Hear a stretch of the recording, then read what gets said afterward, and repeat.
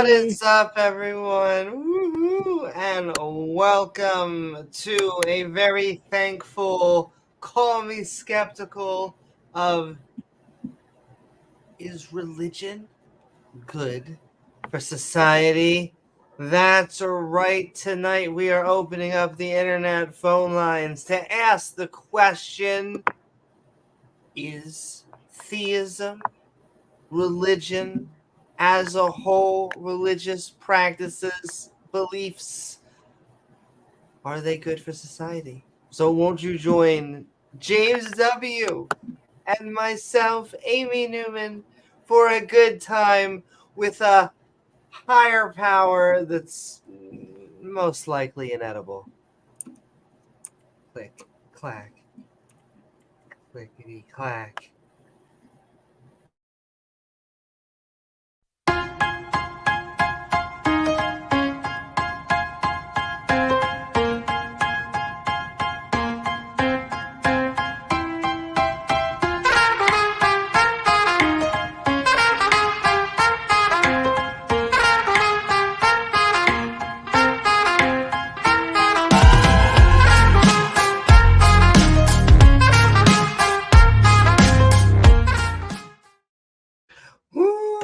What is up, y'all? I want to thank you for joining us on the intertubes. I don't know how they do it, but they do it.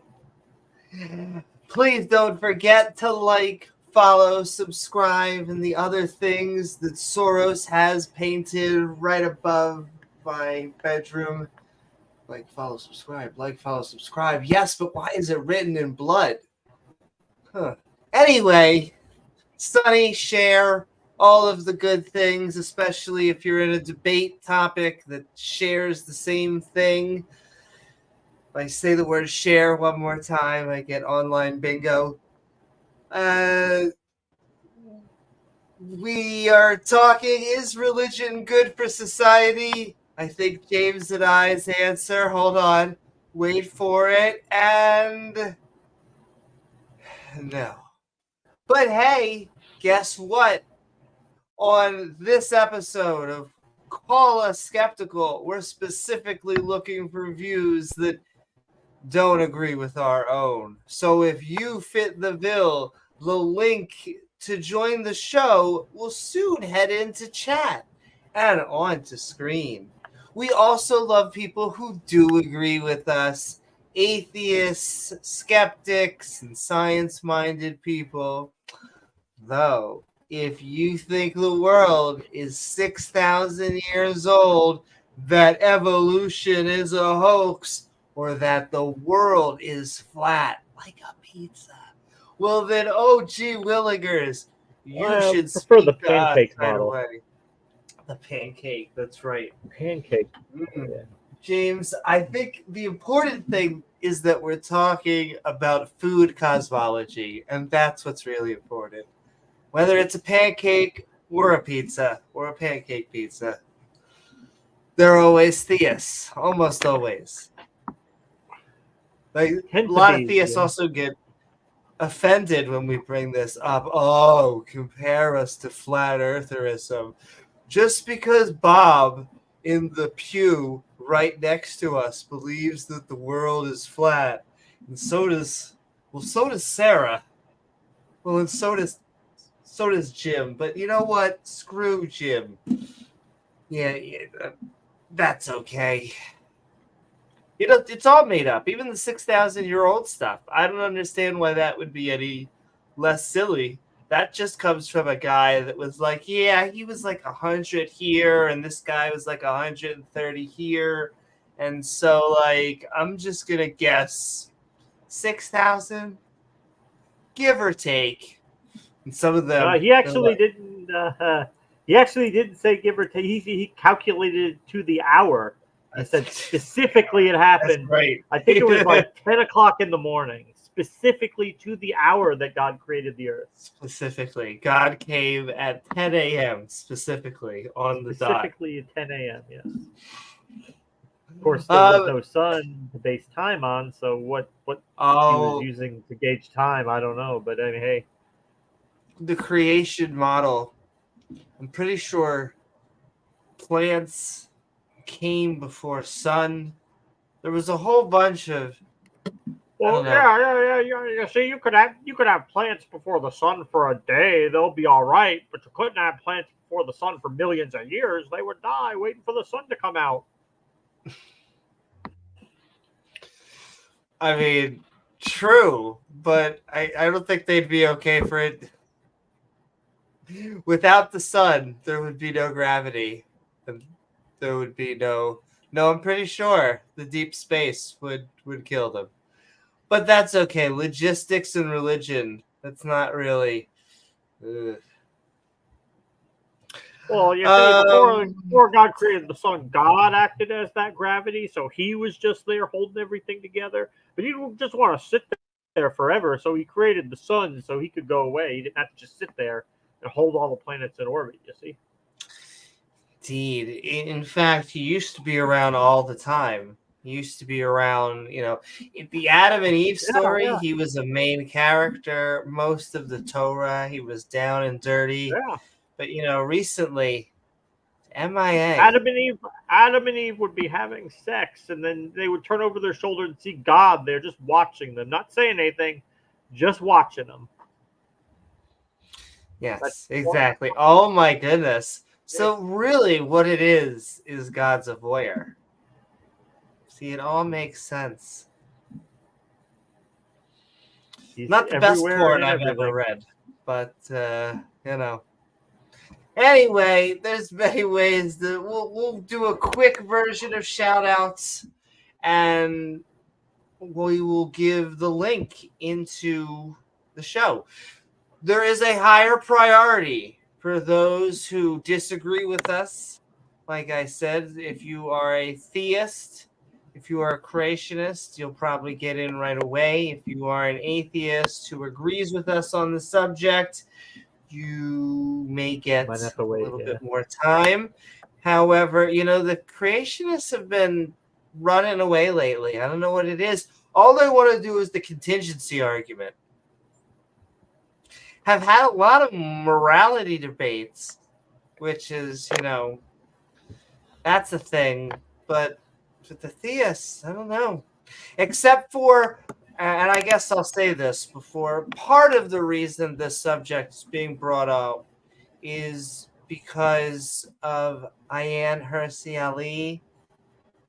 Partially because of her conversion has been on my mind, because as numerous other atheists and skeptics have pointed out, if you went and combed through the reasons that she gave, Jesus came out 0 times. And the amount of time that she really spent talking about a God came up, almost Silcha times. And it was really this weird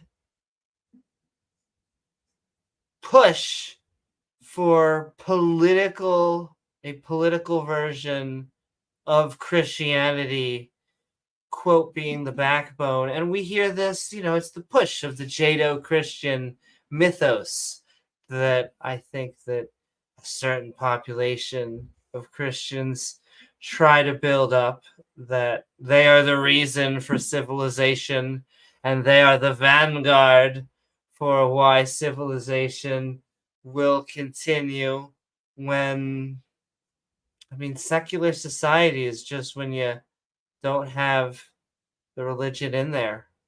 It pops up everywhere, in every culture. This experiment has been running for a good few hundred years.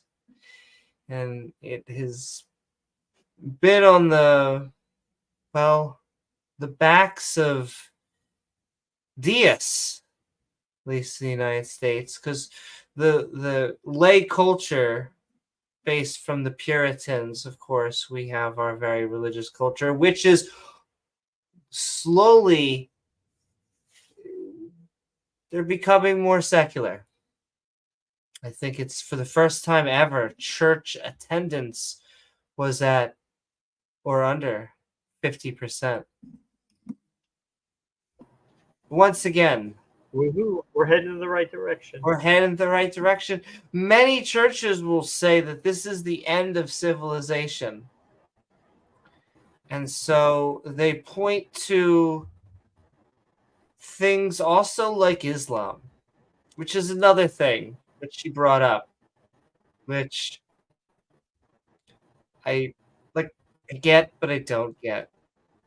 Like, I understand, like, yes, on one side you do have liberals that talk about either maybe the vanguard Palestinians, or you have talk about Muslim immigrants. However, atheism not equipped to go after Islam? I'm sorry. The Desert Trilogy? Prophethood? The notion of brains and minds outside of space and time and that's our wheelhouse.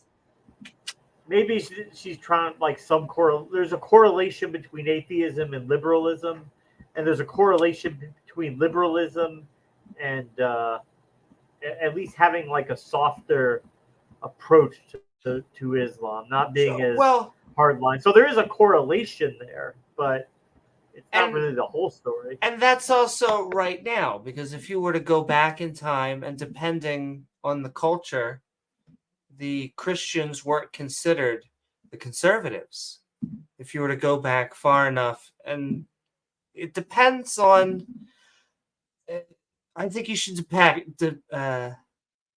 defend people no matter what their religious background is. And you're right. There's probably a correlation right now with if you are an immigrant, you might have a religious background that maybe you're more leaning towards a Muslim. However, that being said, we're going after religion. And if prophets don't exist, then there is no last prophet. There is no final prophet. You know why, James? There was no first prophet. There was no first prophet, yeah. And there were never any prophets at any time.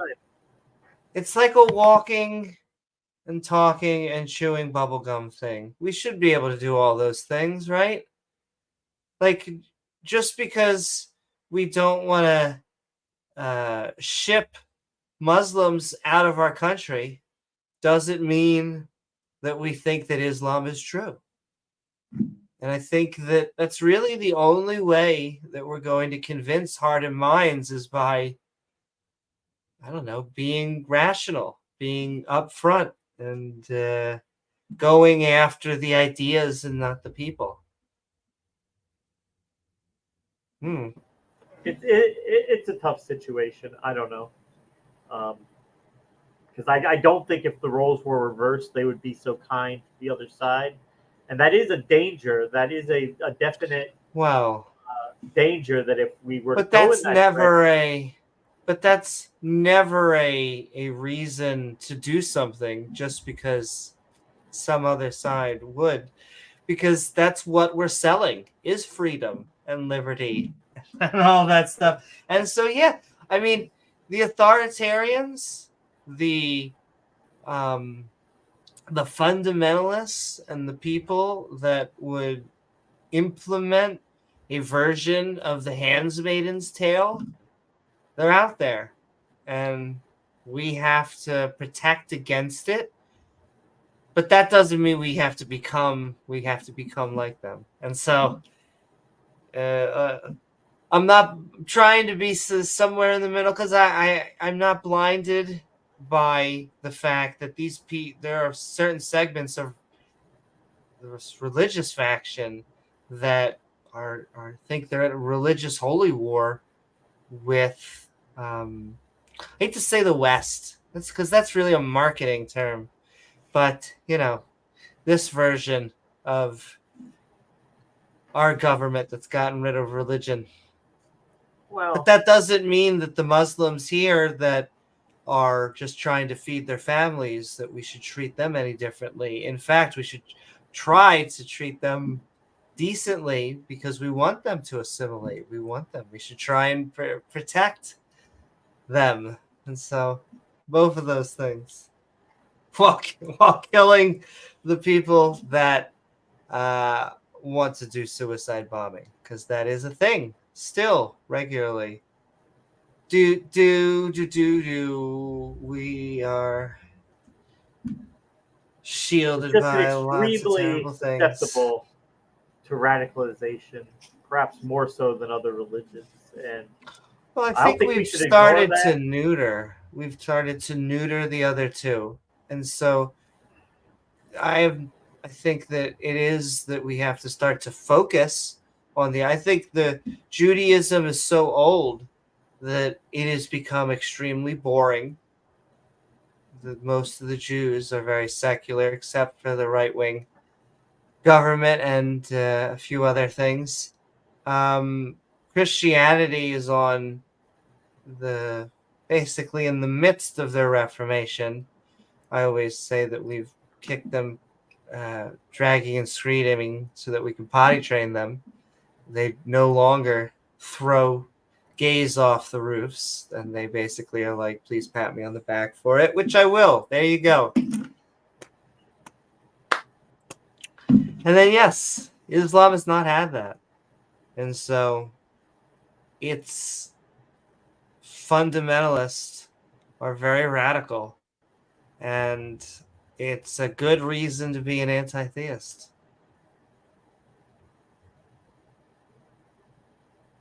Yeah. Part of the reason why religion, the worst of the worst. She used September 11th. I think a lot of the new atheists came from that era, but September 11th is a good example because those people thought they were doing good. And that is the sick and twisted reality of religion. Spoiled ass Osama bin Laden. Basically trying to get himself. And that's the story. The people in the Middle Ages who were doing the Inquisition thought they were doing good, killing people for their beliefs. Yeah. And absolutely.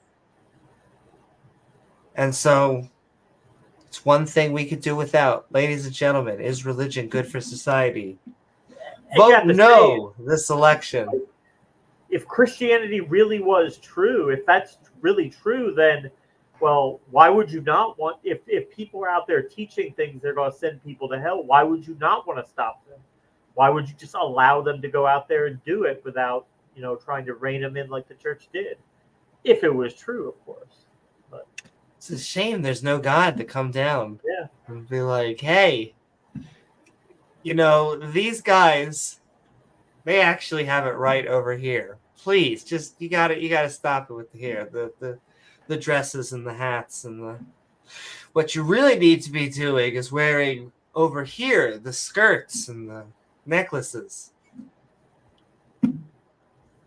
They all got their shtick. Everyone's got their food of choice. Though I like challah. Matzah's give or take. Challah's good because it's allowed to rise, apparently. James, that's the secret. If you want bread to be good, you have to let it rise. Yeah. Apparently it angers God. Yeah. No baking powder. No yeast. Nothing. No. That will anger the eternal Lord of the universe. He finds out that the bread is rising. It makes no sense. I'm sorry. I don't mean to harp on it, but it really does. And there was always some apologetic. Anytime I used to bring up bacon, they'd be like, but is pig really good for you? No, nothing's good for me. The cow's not good for me either, but it doesn't say anything in the Torah about that.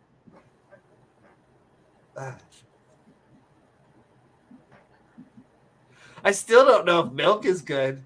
Come on, Torah. Give me something. I'm sure goat's milk would be okay. I was gonna bring it up. I'm sure if I needed to know something about goats, Yeah, I would actually get practical advice from there. it's what A they dealt modern text for a modern time.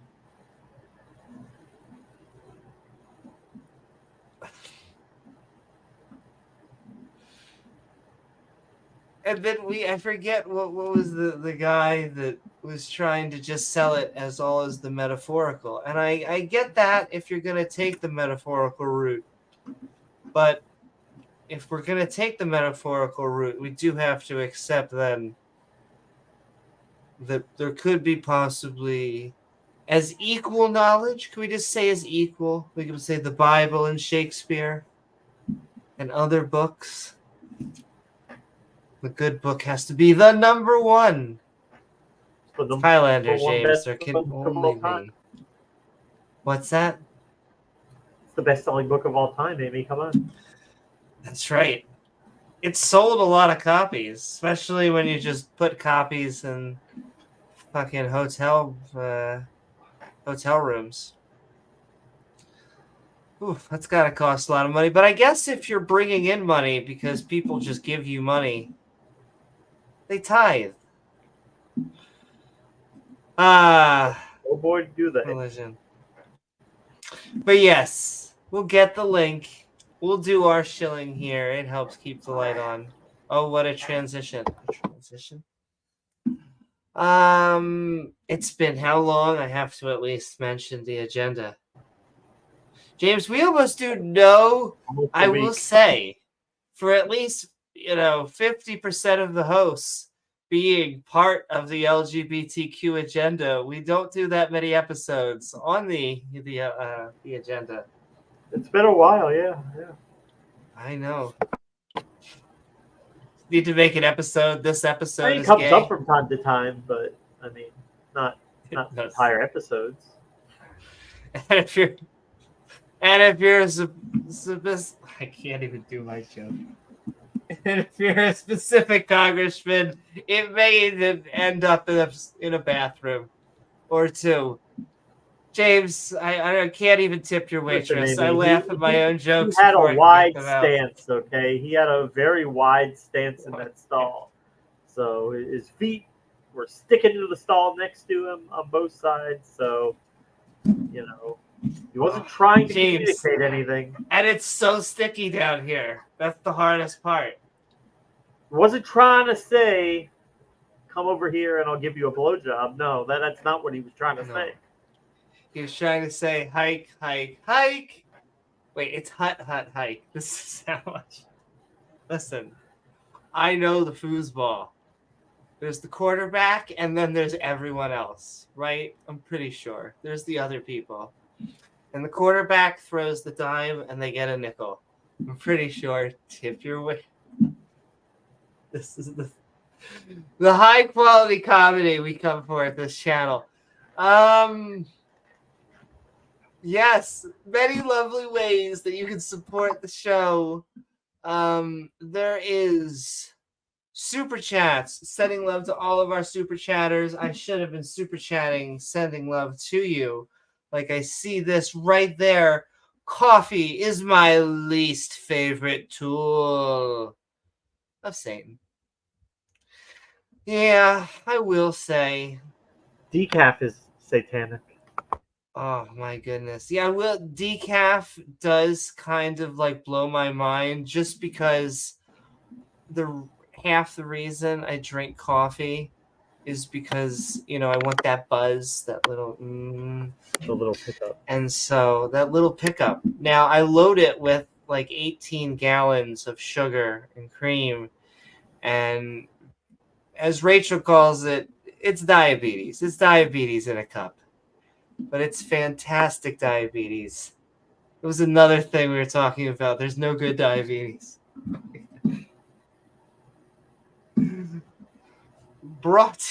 Oh my God, I can't even. Brought to you by Good Cancer. Good diabetes. Oh my.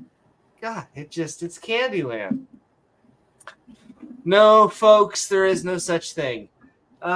Sending so much love to Sinister Porpoise. When you think of porpoises, think of Sinister. In fact, if I was supposed to say, if you like, follow, and subscribe, you gain access to not only premieres, but our live shows. What is up, Azo? What is up, Beamsy? And Dave? And Native Atheist? And Purple? And Pat? What's up? And Tika? What's up, Tika? And everybody in the house like a mouse wearing a blouse. They really get triggered by the fact that we're mammals, too. And Happy Lawrence Turkey Krauss. Day! And Lawrence Krauss. They get triggered by him. Well, just a universe from nothing. That entire book, even though that book is tongue-in-cheek, kind of, he is trying to explain as far down as he can to what we would describe as nothing.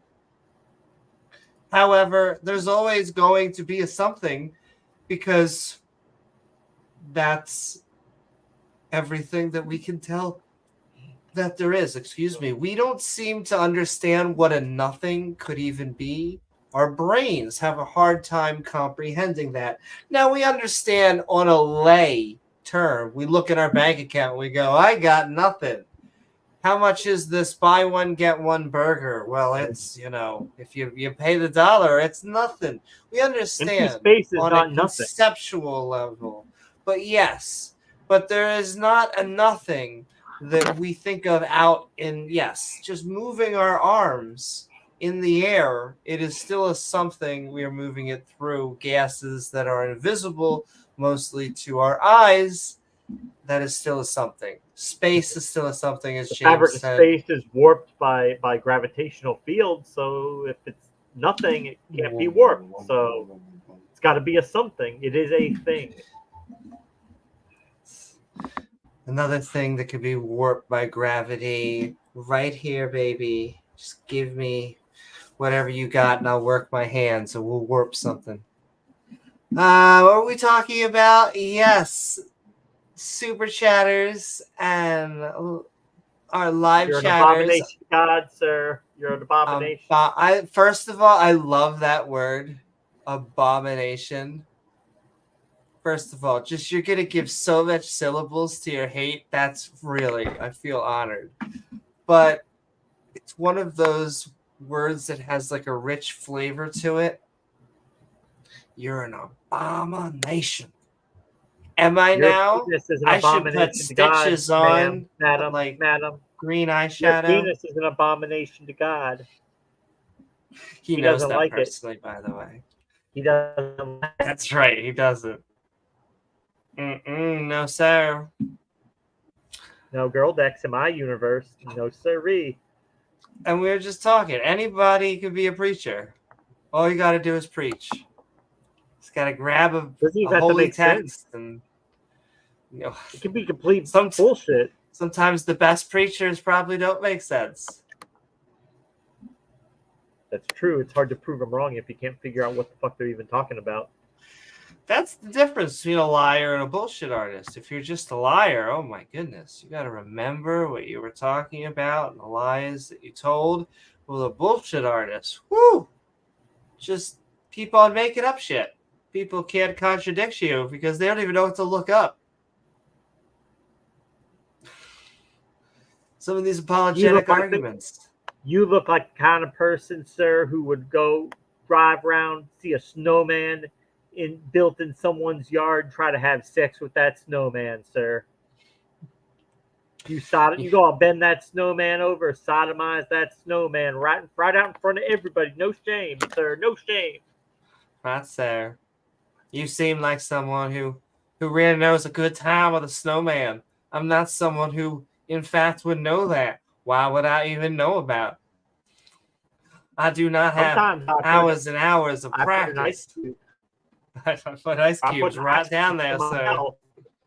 I'll put it in my new sensation. James, It's a sensation. It's condensation. Once again, here's the level of comedy. We also have our evolving badge system. That's right. Our badges evolve because things evolve in life. It's okay.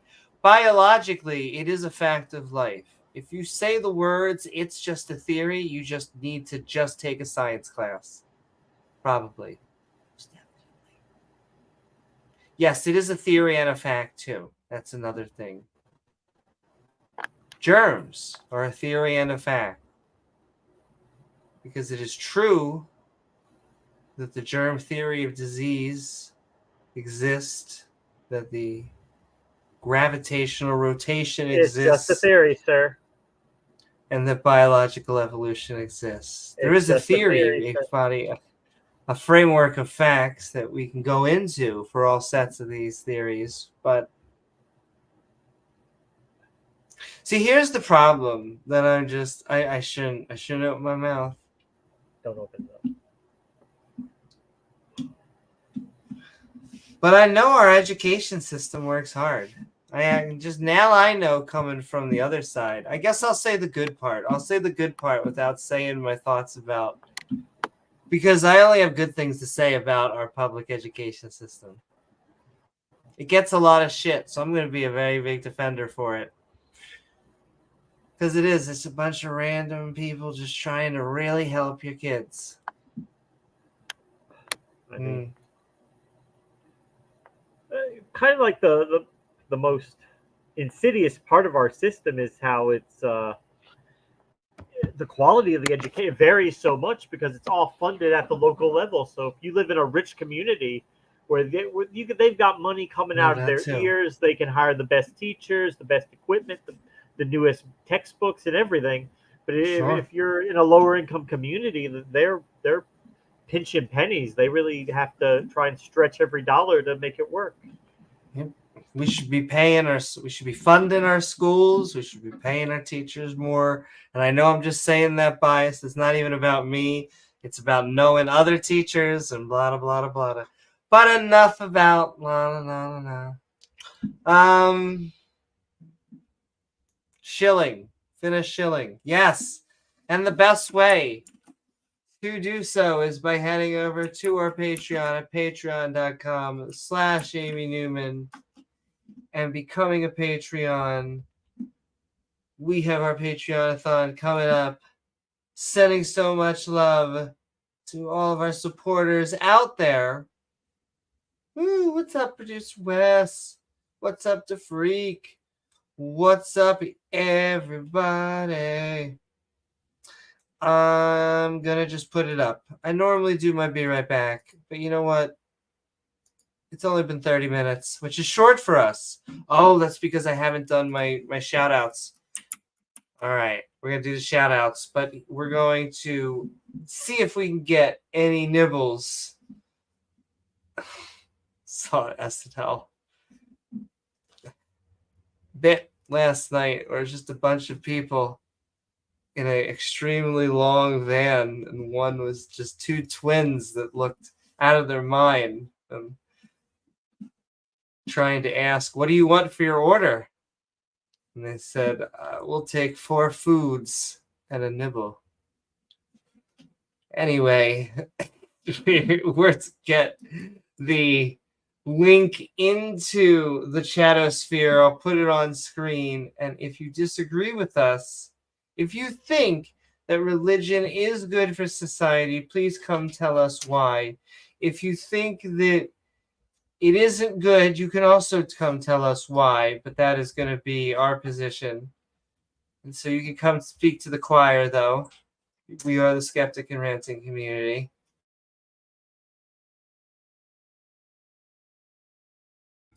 I'm going to mute myself for a second.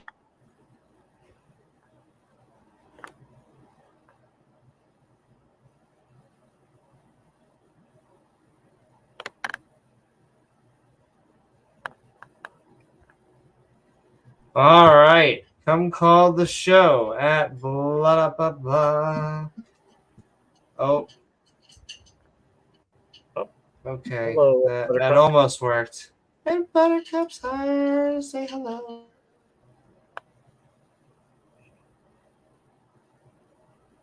Focus, Newman.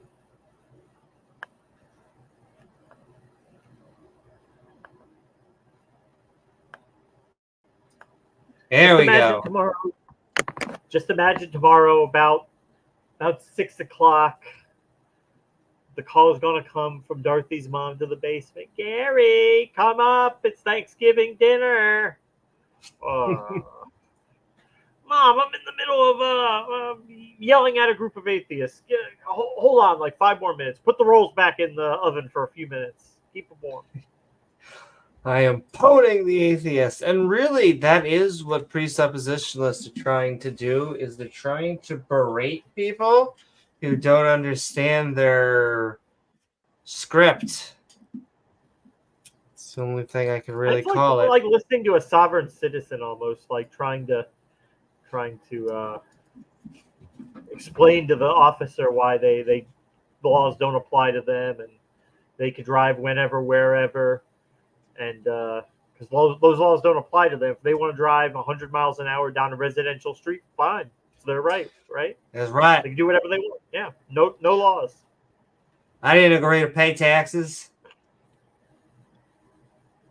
The only person who taxes me is God. Oh, I pay every tax I owe. I'm not a tax protester. I pay every tax that I owe. All right. I pay lots of taxes. I've paid property tax. Oh, well, no, we don't pay that because we're a church. When I go to the store, I pay sales tax. There you go. That's the one tax that I pay. You can't dispute that. And that's because they have to. Yeah, there's no way around it. I wouldn't be surprised if they start selling how they have fake license plates because they don't believe in registering their cars, so they have fake license. But maybe they'll have fake tax exempt things to present to stores to try to get them to not charge them tax. And remember, Kent pays every dollar that he owes. Every tax I owe. Listen, send in love, Regos, because I will say I'm not sure this is enough to be able to take such a ferocious beast down. The IRS put liens on my property, but it's not really my property. You see, it actually belonged to. So you can't put a lien on it. It's not mine. I don't own it. Okay. Multiplying. Hi, baby boy. And the moonlight's off in the background, saying hi. That's right, ladies and gentlemen, theists especially. Come one, come all. We are trying to hear views that differ than our own, and we'll even give you preferential treatment.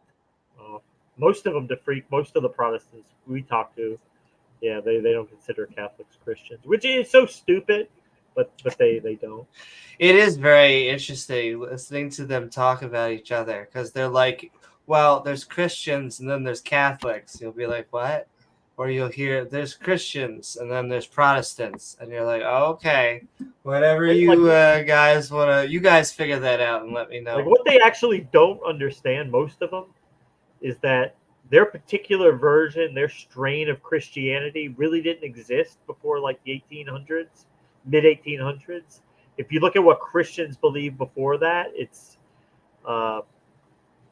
barely bears any resemblance to what most of them believe today. And I pointed this out, so they're Protestants. They came after the Reformation, but even Martin Luther, he didn't believe the things they believed. Martin Luther baptized infants. Martin Luther believed in the real presence of Jesus in the Eucharist. Martin Luther was fine with apostolic succession. He didn't initially try to abolish the Pope or say that he's not valid. He was just trying to say this Pope is basically an idiot or corrupt. The office is still good. Now they come and they reject the whole thing. Hey, I stand by my shtick now, which is I don't think Jesus, if he existed, believed that he was God. And so they kind of created that in the last gospel of the four, and then they all just ran with it. And then, well, anytime you mention like the Inquisition, they're first think, oh, well, that's the Catholic Church. That wasn't us. Can I just say, now that you've said that, I actually, by state mandate, have to go. Yeah, the Inquisition. Let's begin the Inquisition. Goodbye, sin. The Inquisition. Something Jews.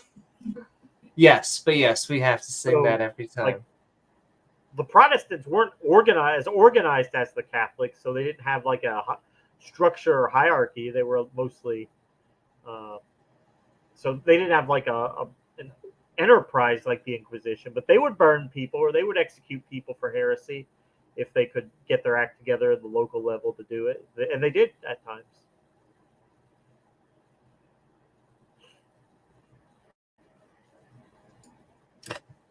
Send in love, Jordan Allen.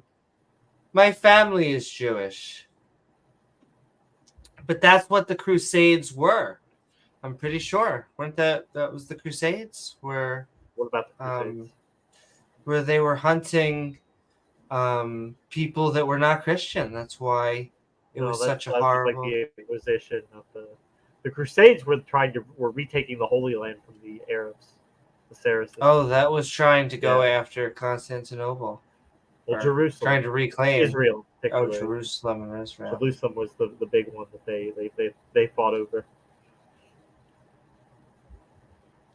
The great battle between King Baldwin, who was a leper. He had leprosy. He only lived to be like I don't think he hit 30, but he was the king of Jerusalem, facing the venerable Saladin, the Arab general, who was pretty renowned for his military prowess, especially at the time.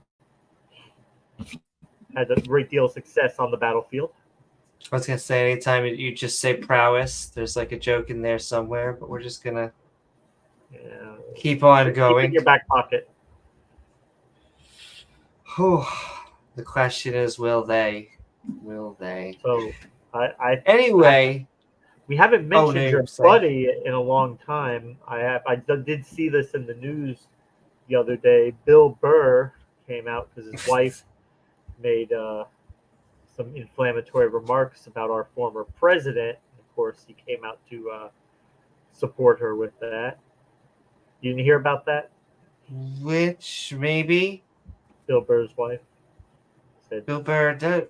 Oh, the comedian. Because for a second I thought you were talking about Bill Maher, and it really did take Bill me. Burr, Bill Burr's wife said stuff. Yeah. Huh. I did not know that, actually. Maybe I did see something. No, it's Donald Trump a UFC fight. I don't know. I mean, they have always been like the,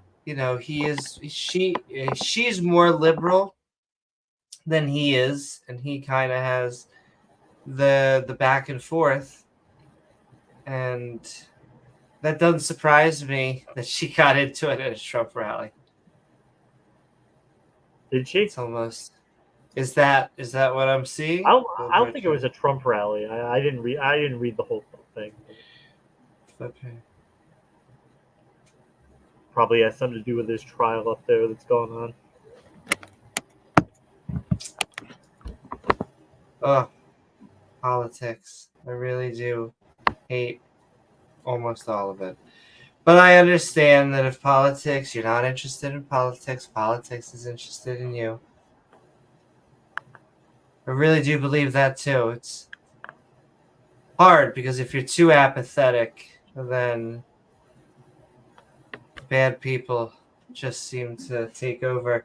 Also, my cats are so fucking adorable. I'm sorry. I guess everyone thinks they're cats because yes, they are. James's cats are fucking adorable as well. That's that he is. Gizmos. But they love playing with each other. Oh, is that Moonlight in there too? Moonlight and Buttercup? Yeah, Moonlight and Buttercup. And Uh-oh. Uh-oh. it's Moonlight's- okay. Yeah, they're not. They're just playing.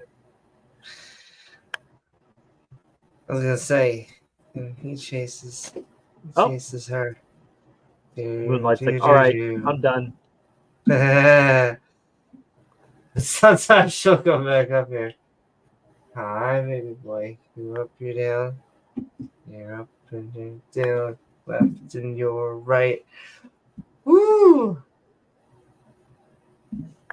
That's right. I'm just going to, just for random reasons, who knows why, but just a constant reminder. That is right. Happy Turkey Day. I will say, I can't help it. Even though you can't really see too much. Well, here's the orange, okay? But happy Turkey Day, everyone. I hope that you are going to be enjoying your turkey, your ham, your Don't forget the cranberry sauce. potatoes, cranberry sauce, your pies, your biscuits, your cakes. James, I cannot stress to you how much I love holidays that are food oriented. Right.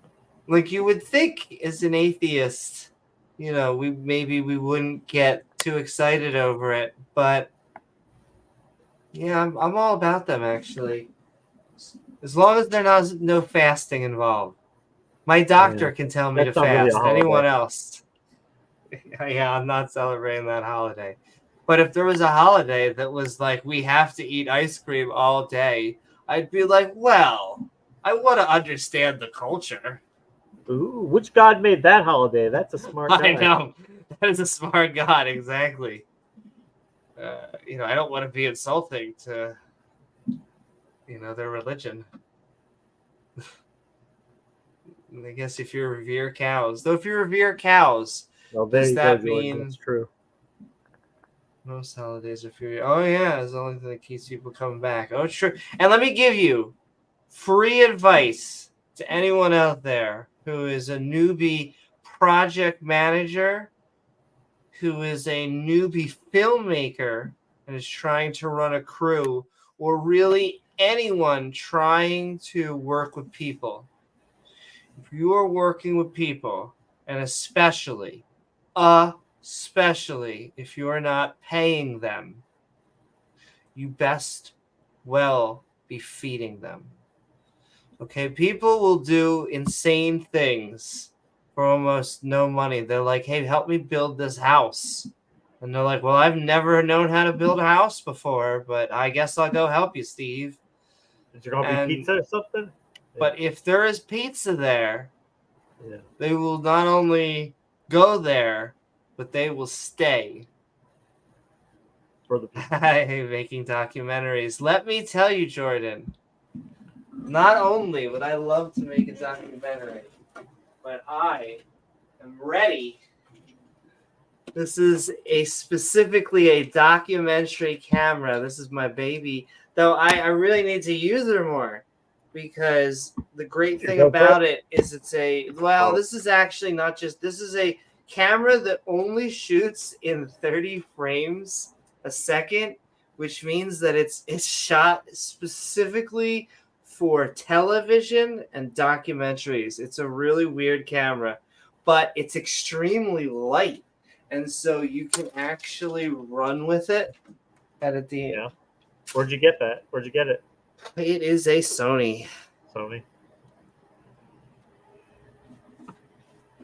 Oh, but I should be doing more film. I'm slowly getting my life back, ladies and gentlemen. That's why you guys are seeing more team up. James has been like, yeah, I've been waiting for your life, buddy gal. It happens. But it's just I'm finally starting to mistress, not just master, But I'm starting to understand all about this grading process on every level, whether it's the K through 12, whether it's the special ed department of the K through 12, because that's a whole nother added addition when you have to master this, or being a professor on the undergrad and graduate, because I teach undergrad and graduate students. It's every level. But I actually like it in like this weird way. And so almost caught up though. And once I'm caught up, I have my life and I can do all this other stuff. Speaking of which, other stuff. StreamYard. We got nobody believes that religion is good for society, but that's kind of a good thing, James. That means we're doing. I mean, it is kind of. We might have stepped away, but we're still doing our job. Come back, and it's getting better. I mean, I think Mark Reid is live too, so that might have pulled some of our viewers. That's true. But you know, it is what it is. Oh, what's that? We don't get very many chances to go. I thought I saw a notification. Yes, Mark Reid. I don't think Mark is live right now. Is he not? Oh, no. I thought I saw. I think I'm honest. We have good viewership. No, he's not live right now. No. Okay. He was live 43 minutes ago. Sending love to Mark Reid. Okay. You should be checking out Mark Reid's channel. You should be checking out Answers in Atheism. You should be checking out Atheist Junior and The Line and the ACA and boo doo boo doo doo doo boo. R and Raw, and woo! Disciple Day is behind stage. We got us one. All right, that means it is time for us to go into our first call. Woo! We are calling us skeptical on, is religion good for society? Let's have some fun with Disciple Day.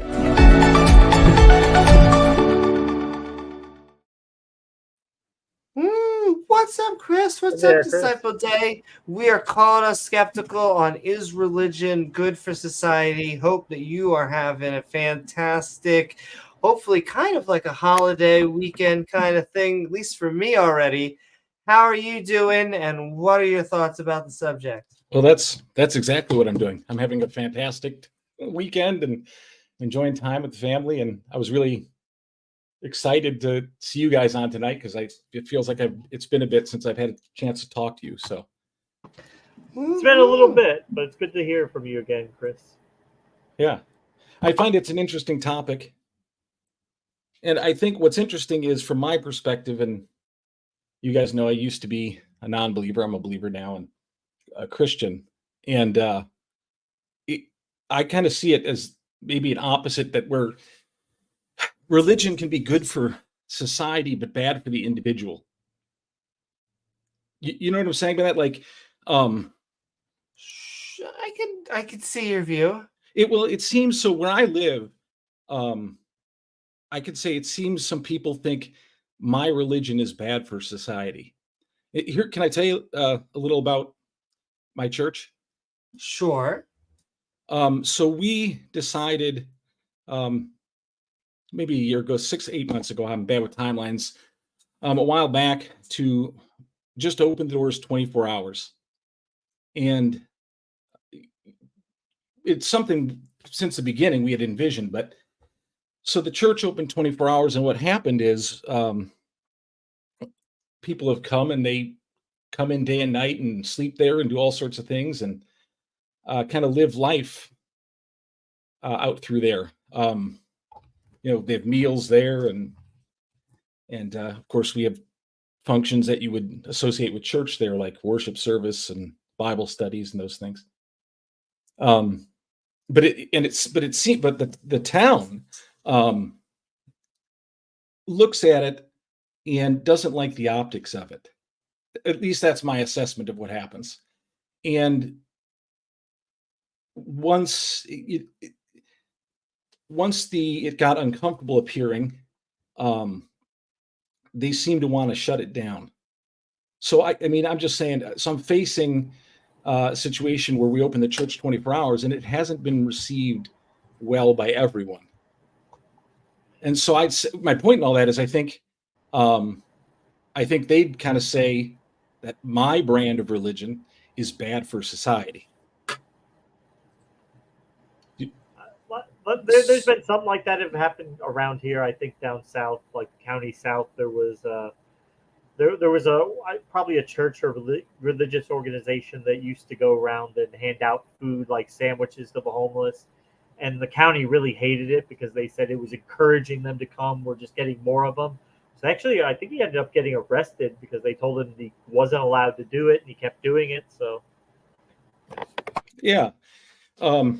We'll see what happens, but I get it. I get it because it is that. One thing I see, Christians support a lot of foreign missions. Like everyone knows that. I mean, you can agree or disagree with the missions, but there are a lot of missionaries being supported, and where we give money in a certain select group of people who I would believe are called by God, right?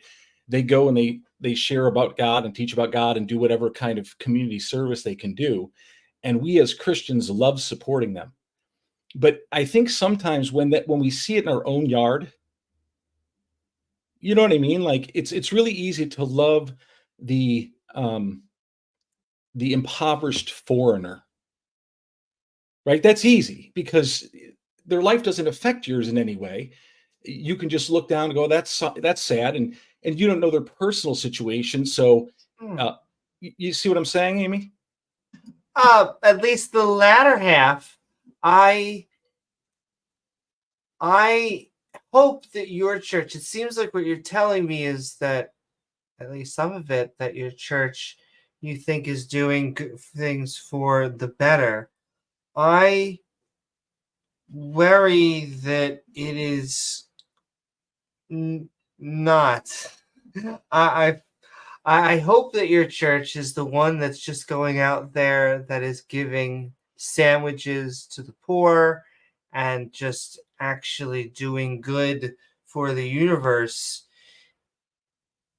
I guess our general position just tends to be that, is religion better for the society? It almost always has like this double-edged sword. Almost all of the good things, like community, it will have, well, it has an in-group. It has this great, everyone gets to come together, and maybe you have like a potluck or where you're donating things, but then you find out that Gracie is gay. And then so there's like this element where all of a sudden someone becomes outgrouped. And although it was like this perfect picture before, and I'm just using the LGBTQ because it's an easy thing, but there's like a million small versions of that. Sure. I guess. Well, I think, yeah. It's a double-edged sword. And I think, I don't think we're going to find any sort of community, religious or otherwise, without flaws, be it a public community, like a governmental, obviously our city is a community as a city, we're a community as a state, we're a community as a country, but there's not a community without flaws. And so I think there's flaws. But I think I can only speak for the community because I was talking about what happens at our church, and say we are certainly flawed. That's easy to see. But I believe our motivation is genuinely to share a love we've experienced. And I think I can't think of one, though it undoubtedly has happened, who would have left an encounter with our church, meaning the people in the church, and didn't sense that they were loved.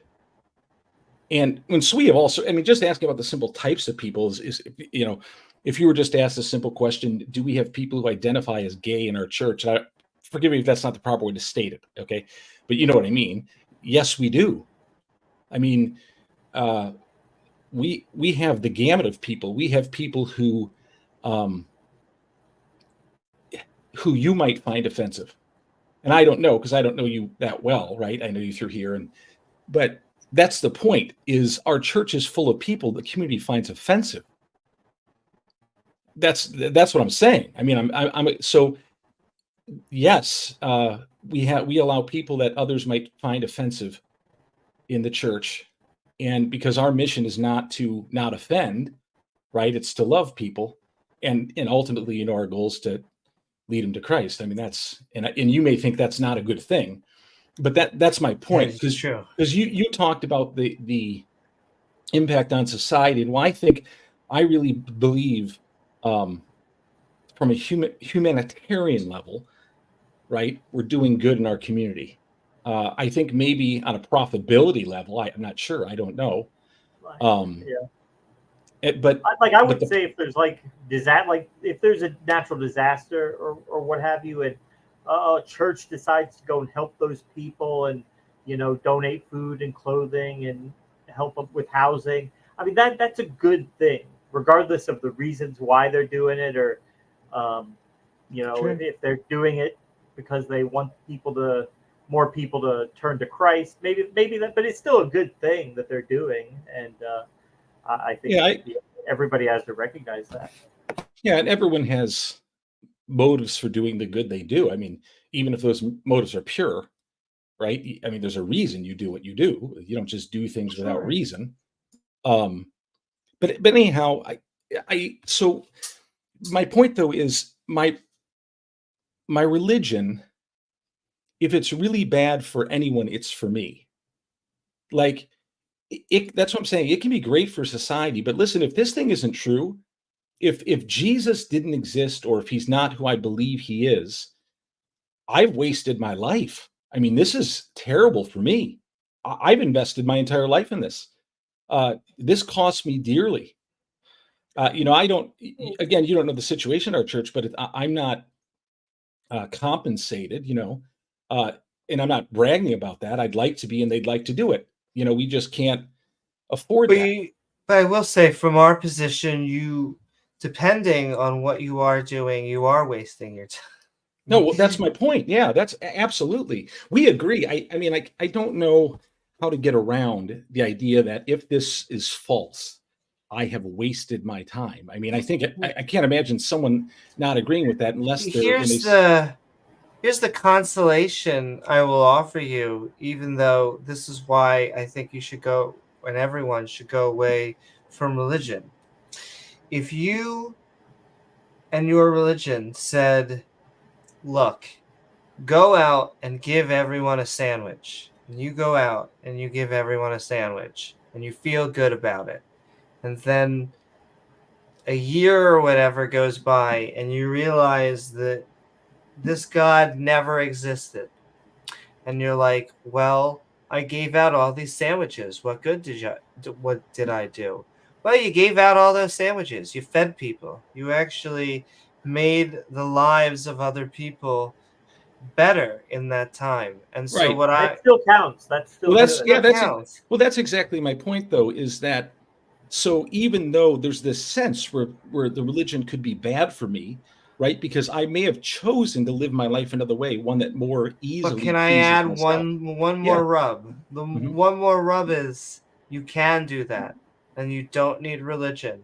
And I would actually say it's more moral when you start to say, hey, I'm not going to do it because I'm going to get this other thing.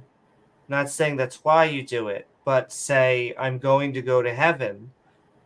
I'm just going to do it to help my fellow man, and there may be nothing else from it. That's all there is. That's all I've got. I don't want you to understand. I don't believe that the more good I do gets me into heaven. That's not a Christian concept to my understanding. There's two different types of Christian concepts. I actually by works or by faith. Excuse me. I assume that you prescribe to by faith. Yes. However, I always find the by works actually a little bit more charming. I know that there's the allure of just submitting yourself, but I always find if you were to just count the good things that someone does versus someone who just believed in Jesus but didn't do anything nice, I feel like that dude's a prick, even though Well, they're what if you getting into just, heaven. Amy, what if you just weighed the scales? Maybe If I God, what if God weigh- just weighed the scales? Like he weighed your good versus your bad? Sure, but isn't that judging your works? No, is that what, I mean, I'm asking, is that what you're saying you think would be better? I think that'd be better than by faith, yeah. Do you think if you were trying, let's say again, and we can go to the back, we can talk about that this shouldn't happen at all, right? Okay, so I'm just making, I agree with I'm that just too. I'm just talking about this, agreeing on the one concept, whether we're going to, do you Sure. think more people would get in? What do you think would qualify the works people versus the faith people? In other words, you think more people would get in? Like that would, if I said you just believe, that's all you need to do and you get into heaven. And I also said, or it can be, I'm going to weigh your good versus your bad. Which way do you think would allow access to more people? I don't know about more people, but I do know what quality of people we would get. Well, because take a guess of more people first. See, you say more, but it imagines that more is the good thing. I didn't It's say- saying like.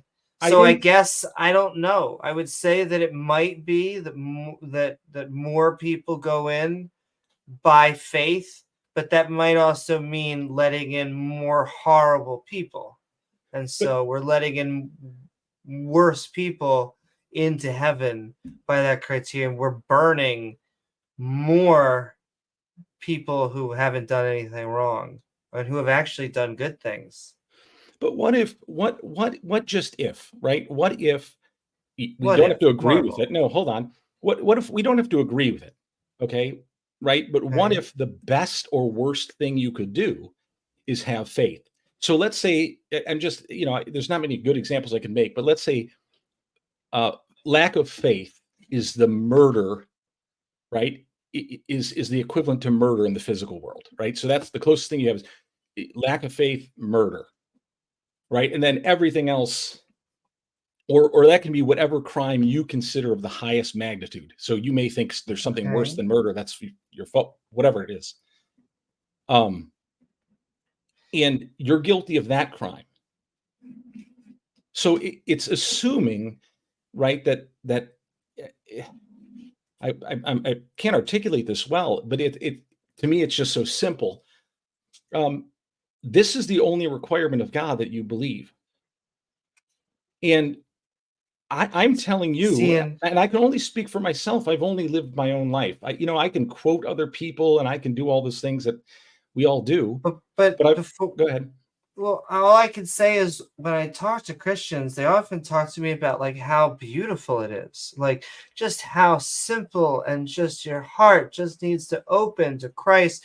But I feel like it leaves open loopholes that are just like not to do Godwin's law, but the guy with the mustache and all of those terrible people from that time could theoretically be in heaven. Yeah. I don't know. Okay. But what I do know is theoretically, right? We don't have to do much of a theory to think that innocent people can be in jail, right? Would you agree that innocent people can be in jail? I mean, especially if you're just talking about the United States system that needs terrible reforms to it, sure. Okay. So in my understanding of the faith, right, of what I believe, is here's some good news. There'll be no innocent people in hell. And so there'll be no innocent people. So again, I'm not trying to be, I'm just, remember what we're talking about here is religion good for society. And this, I'm explaining to you why it's bad for me, right? If it's untrue. Now I believe it's the best thing. Okay. So I want to make that clear, but if it's not true, this is terrible. I would there are things I'd much rather be doing. And I understand what you're saying is the good I do still has value, right? Because I I enriched someone's life or whatever it was I contributed to society. And so I'm not saying I wouldn't be better for society. I'm saying I think my religion is better for society. What I'm saying is it wasn't better for me personally. For me, it's a sacrifice. And So, but I can't go ahead. I'm not saying it's a terrible thing if it's not true. So there's a parable in the New Testament that I think illustrates what you're talking about here, and that's I forget what it's called, but the concept is Jesus talking about laborers, and one person works all day, one person comes in the middle, and one person comes at the very end. At the end of the day, they all get paid the same because that's just how the guy who hired them all wants to do it. He wants them all the same, regardless how much they actually put. And he wants to do that. That's money.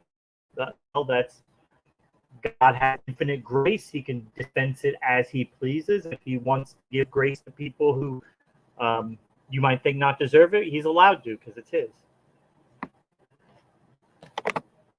Yeah, well, I think that's when Amy was talking about, works versus faith. I think that parable basically expresses, that idea you said, James, is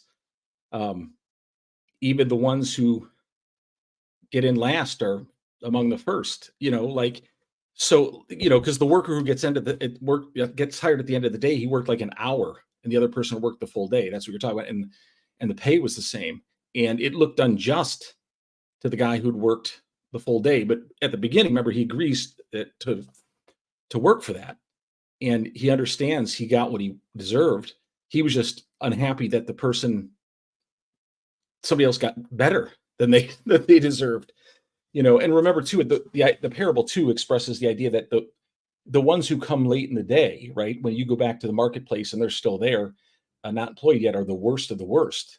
That's why they haven't been hired, right? You go and you hire the best ones that are there first, and yeah, so that's the idea. But I guess I just again am saying that because I'm agreeing with you in the sense that I can see two things. One is, like I said, the city around me, they don't seem to believe religion is good for the society, I should say, at least what I believe. I'm not saying they're attacking all the churches in the area, and attacking is a strong word, but they don't seem to like what we're doing, and what we're doing is compelled by my religion. And so I may be living it out, right? I may be living out in picture that religion is bad for society because I think that's what they think. Like, and I'm saying it's also personally bad for me if it's not true. But I think it's interesting. I think, but when we look from the outside, when it's not in our own neighborhood, we look at it and go, well, it looks like a good thing. Like if I described fully, all the things we do at our church, you guys would go, that seems like something, definitely take Jesus out of it and you guys could get behind. But that doesn't seem to be, doesn't seem to play out when it's in someone's backyard. That's what I was trying to say earlier when I was talking about missionaries, is when we send money to missionaries, they're far away. And we can love messy people from afar. It's easy to love messy people from afar. But when they're in your own backyard, it's much more difficult. And it also, the problem is that these beliefs come with so much baggage that it is nice, happy, even when we hear liberal theists, when we hear liberal Muslims, Jews, Christians, who are basically saying, look, we all come with our misgivings. I accept everyone. I just trying to do the right thing. This is what Jesus says. But then for every person that is like you, Chris, we get the other guy who is basically just an asshole and is, in essence, using their religion to not only enact what they want, but that what it says in the book. And so it becomes hard because they're technically right if you were to take it from like a fan fiction, a fundamentalist view. What were you going to say? Just so we don't have any misgivings, I think I'd be considered very conservative. Oh, and that's okay. I know, I'm just letting you know, and also pretty fundamentalist. I'm just letting you know that because I don't. Yeah, I mean, I guess it depends how you define that. But I mean, if you ask me if I believe the Bible's true, yes. If you're going to ask me questions like how old's the Earth, I'll say I have no idea. I mean, I'm just going to trust what people tell me. That's a you're better a answer than literalist, we but not normally like get. not a hyper literalist, not an extremist. I guess I don't know where those lines are drawn. I Right. can't really answer that properly. But all I know is I believe it, and I to the point where I live it out or try to. I'm not saying I'm successful in every way, certainly not. And that it seems to be that the people who experience it, myself included, and I'm just talking about my church because that's the only place that I can really explain. Experience something different and loving, and I don't mean different than other church. I don't know, and experience something very good. But the neighborhood we're in, they look in and they don't see something nearly as good, right? Well, And I think it's because we're starting, not just James and I, but I think society is starting to push back on religious institutions. And I know when you think of the word good, that is often synonymous with your church. Or maybe I'm assuming, but I know that when I asked my mother, why did you send me to Hebrew school? She will say, because I was being a good Jew. I was being a good person. But I think it's a little bit beyond that. I think we've also gotten to the point where a lot of people look down on the homeless, the less fortunate, as like they're the problem. Like they screwed up, it's their problem. Why do we have to deal with them? We'd rather just not look at them. They made mistakes in life. They're where they're at. That's on them. We don't care. They could go somewhere else and die for all we care. Yeah, I think you might have hit on something. And that's the point I'm trying to make when I keep bringing up missionaries, because I think the very people who look at the people who make up our church, they would love to love them from afar. Like they would, if we were just talking about a group that they didn't have to hang out with, right? And Sure. and like in wherever, Ecuador, I'm just picking a place in Ecuador, and they could send money over and say, hey, we love you, here's some money, right? To Ecuador, they would love to do that. But when we're in their backyard, it's not as pretty. And so, so again, they have a right claim to going, listen, society in our town is predicated on profit. That's how, I mean, that's right. The city has to thrive or at least survive. And gotta keep the lights on. Yeah. And this is not the picture of profit. And so there's a clash, right? And the clash, and so it's fair to go on either side and say, well, you know what, that's right and good. And the city's profit, and again, I don't mean that in a greedy way, just they need to survive, right, is important. And yet you have this other thing that seems very important too. It's cold where I live, and it's nice for people to be indoors. Yeah. And oh, by the way, we allow pets too. So do you think people like that? You'd be surprised. Oh, really? Well, it sounds like something everyone would like, right? Some people don't like it. Not everyone's animal lovers. Pets are messy. Yeah. They're physically messy. And of course you clean up after your pet and those things, okay. But pets are messy. And you know what? Sometimes homeless people are messy.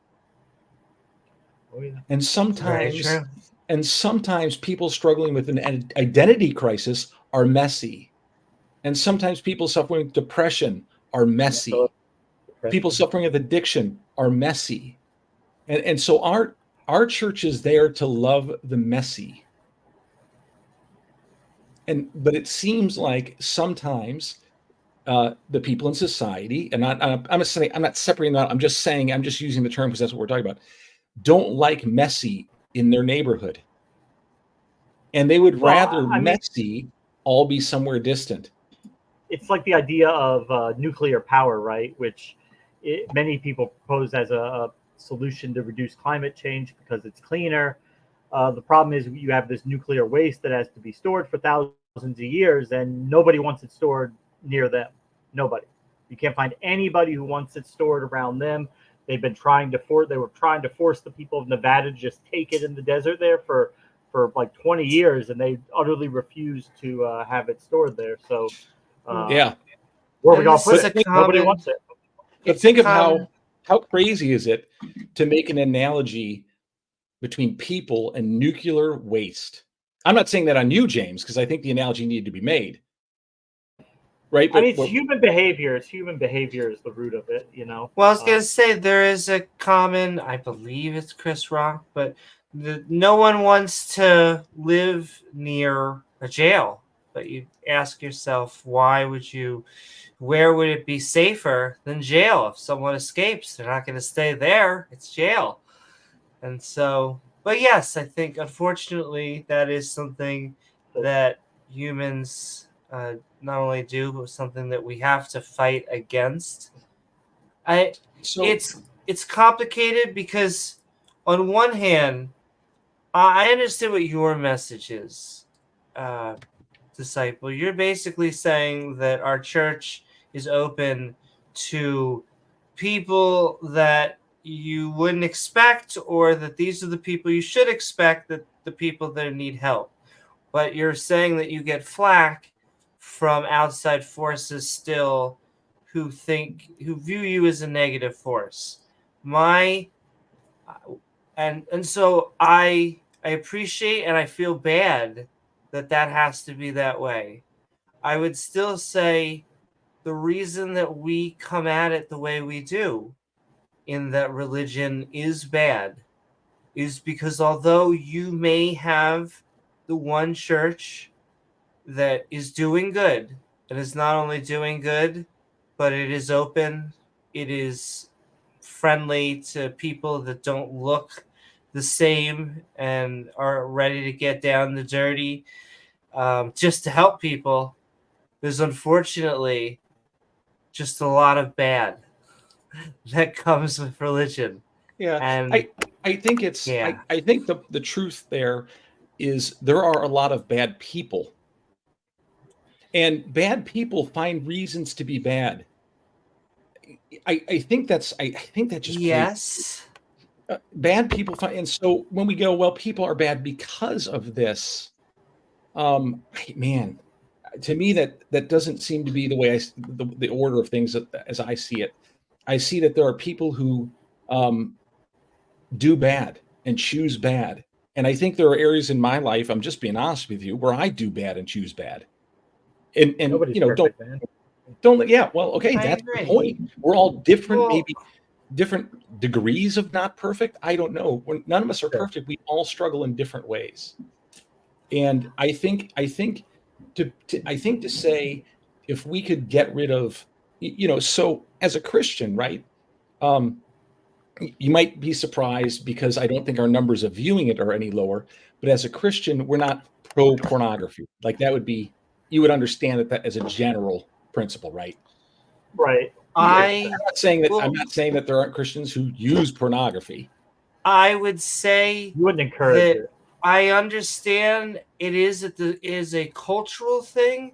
If I think of the logistics of it, it doesn't make any sense why that is a Christian thing. But I understand that in culture right now, just like abortion, there's nothing really. Well, I would believe, right? We would believe that in our faith that pornography is not good. And so, I'm just making a point. What you could choose anything. It's not actually about the pornography. But my point there just is that is not a biblical position. That's just more of a cultural position that they've picked. Well, I believe it's a biblical position, but that it's not my point, because I would love to see.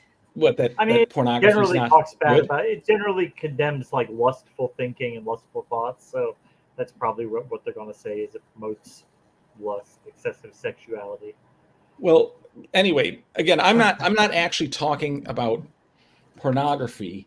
My point is actually, I wouldn't believe, as a Christian, I wouldn't believe, hey, listen, let's just make a law banning pornography, right? Because, we can go in, because I think sometimes too, I think some people like maybe you and James, I don't know, but don't like it when Christians push laws based on their faith.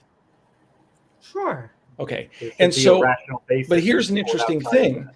Here's an interesting thing. See, me as a Christian, I don't believe banning pornography, making it illegal, will actually stop someone who's going to lust from lusting.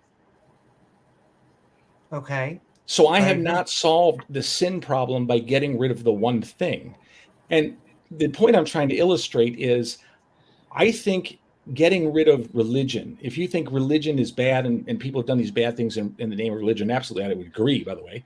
People have done bad things in the name of religion. And yet the assumption is these same people wouldn't have otherwise done the same similar bad things. I think But the doesn't. difference is, I Mhm. agree with you. The difference is, I believe religion is not the flower. I believe religion is oftentimes the stalk or the seed, the roots. To just keep on using the tree analogy, So in that, you think the religion, you can think this, I'm just asking, yes, you think the religion I corrupts think the the being? vast majority of anti-LGBTQ views comes from religion. Okay, the vast majority of those views. So you're talking about a specific viewpoint, not the overall character of the person. There are Just an numerous, example. even like, Just an Yeah, example. that's what I'm saying. It's like it's like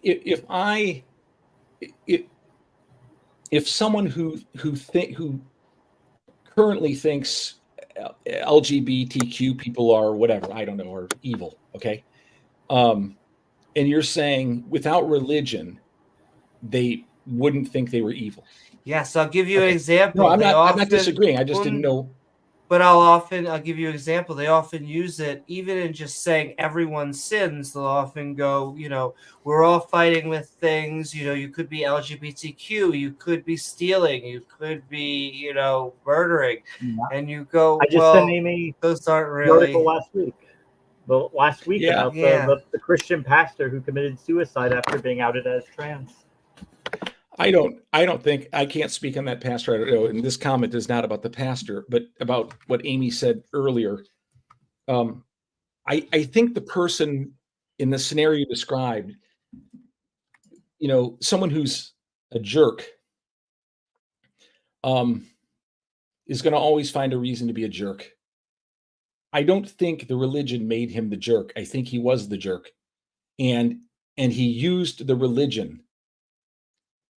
People, I mean, if you don't believe, as I believe, that people will use any excuse for their hatred, and you think it's like only one excuse, and you're like, well, if we take away one excuse, they'll be less hateful. They'll just find another excuse. Hateful people are hateful. But just because that may be true, just because saying if we get rid of one silly belief, why not keep the silly belief? I I'm not think that saying that. is see, but to us, that is the way it sounds, because fundamentally Christianity is this whole set of beliefs. If we were to get into like the nitty-gritty about a guy coming back to life, resurrecting, doing different miracles, resurrecting the dead, turning water into wine and walking on said water. Killing a It's tree. it's this specific mythos. Now, I think that Christians, in this weird way, live normal lives because so much of that is just taken as normal, as like he is my Lord and Savior. Like that term, which presented James, to I them think, from goes. the time they're children. You know, you accept it. It's just a fact of life. You don't really think about Exactly. Yeah, it. well, You know, I wasn't that privileged, but you know, I didn't believe for most of my life. I was 33 when I believed, but you know, I can only speak for what I believe, right? The problem with Christian is the same with the problem with atheist, right? I mean, atheist represents a wide variety of people who have the common idea of not belief, or I don't know, whatever. But you know what atheist means, and Christians lack no of belief. different.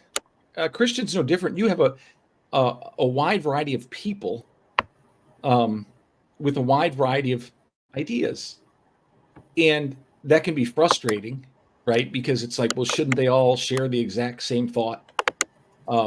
It's like, yeah, well, that's just not people, you know. I mean, we've all met people. We are people, Sure. you know. And So any faith, right, true or false, put into the hands of people, and we could disagree. We could say it shouldn't have been put into the hands of people, but it was put into the hands of people. Is going to be, man. It's going to look like this, and again, I get it. You know, you talked about the resurrection. Of course, I believe in the resurrection, and I you know, I know what Christianity is. Of course, at least I hope I do. But again, my point is on the subject of is it good for society? I can only speak for me, right? Because again, if I were to say Christians, I have Christians who disagree with me. You would know that. sure. For me, the society around me seems to say it's bad. The society among me seem to say it's good. And I say, for me, it's been very good, unless it's not true, in which I have wasted my life. Again, not because I haven't done good, but because I've done much more good than I otherwise would have done. I mean, this cost me everything. You know, I mean, really, this is my life. And so, so I'm not saying I still wouldn't do good or be a good person or something like that, but I'm saying I'd spend a little less time on it. But if you found out God didn't exist, what would change? If I found out God didn't exist, what would change? Um, man, that's hard to say. It's just it's such a weird. It's so far from anything I believe would be able to happen. It's hard for me to get there. But I can say what the difference in me before. So Okay. before I believed, um, before I believed, I was a lot more liked, and I don't know why that is, because I uh, I used Sounds to do nice. yeah, in my community, but I mean my personal friends. I had a lot of friends. It was easy for me to make friends for whatever reason. I didn't growing up. I was kind of, I was not growing up, but in my adulthood, um, and I did well financially, so that was no problem. I I was in theater, and so I was quite, um, I got plenty of praise, let's say, too. So life was pretty good. Um, and all my friends, right? They certainly thought well of me, at least to my base. I don't know what I don't know, but and that was my life. It was very good, in the sense of, and I think people, I don't think you would have met many people who'd say he's a bad person. And so I certainly don't think I'd switch into this some kind of monster that would run around and have no restraint. That being said, I was gonna say, yeah, but but yeah, get to the point. Yeah, oh no. no, that being said, I was always hungry for more. I can't describe it. Like I was essentially retired, right? And young. I was, and but I couldn't get enough, right? Um, I had lots of friends, really good friends, friends who would fight for me, but I could never have enough. I had lots of praise. I was good at what I did, in performing, and I got lots of praise, but I could never get enough. Like, I'm not saying it's true of everyone. Okay, I'm not saying like this is the picture of everyone. This my was question now is the thing that finally filled that hole, is it the big G? No, that's not a good way to describe it. He didn't fill that hole. He made me new. And I'm sorry, because I know there's a cliche, right, thrown out at you. But Amy, that's what happens. So, right, how else can I can only, now you could say, well, that's dramatic, or you can say, well, experience means nothing, or you can say, you could say, but all I can tell you is what happened, right? I mean, I can, Sure. and I certainly could be making it up. Everything's a possibility. You don't know me that well. I don't think you're making it up. Yeah, well, but it is also a familiar thing that we hear, and so it's not surprising. It doesn't sound like a miracle either. Well, so it's both of those Amy, things. We hedge on that, though, don't we? If we're honest, like if I came up here, yes, and your answer is, everyone says that. It's like so a lot of people saying that is I wouldn't evidence say against everyone. It. Okay, I know. Familiar. I get it. Okay, it's common. Let's say it's common. Let's agree. So if we were to say, hey, that's common, and therefore it's evidence that it's probably not true, I think on the other end we'd say, if I came up here and I told you something not very common, we'd have every right to go, that's not very common. So, but can I tell you why that would be more fascinating? And while some of it actually almost fits this, one of the things we never get is my life was so great and everything was going so well, and then Jesus happens, which actually almost sounded like you were kind of, what we normally do get is there was something missing. Yeah. It was going through something, and then bam. I certainly was feeling quite well in every way. Which is very interesting. So, which is what we don't normally get. So that is the difference. So then that's what I'm interested in. What made you interested in, or how did Jesus find you? I was walking in a valley and I looked across the way. No. Was it did you say something about you heard Jesus talk to you when you were watching a movie with your wife? Maybe? Good memory, James. Really? That's secondary, but yes, that's true. Part of it. Yeah. So that gives us. We can now jump to the most obvious conclusion. I'm just crazy. That could be right. That's up. A. That could be part. We don't know. How do you know? I think it is. Sometimes we all hear things that aren't there. Well, I'll quickly rerun the story unless it's. I don't have to. Just let me put this warning out there, because I have an actual angel that sits on my shoulder. Her name is the Spirit of Shannon Q.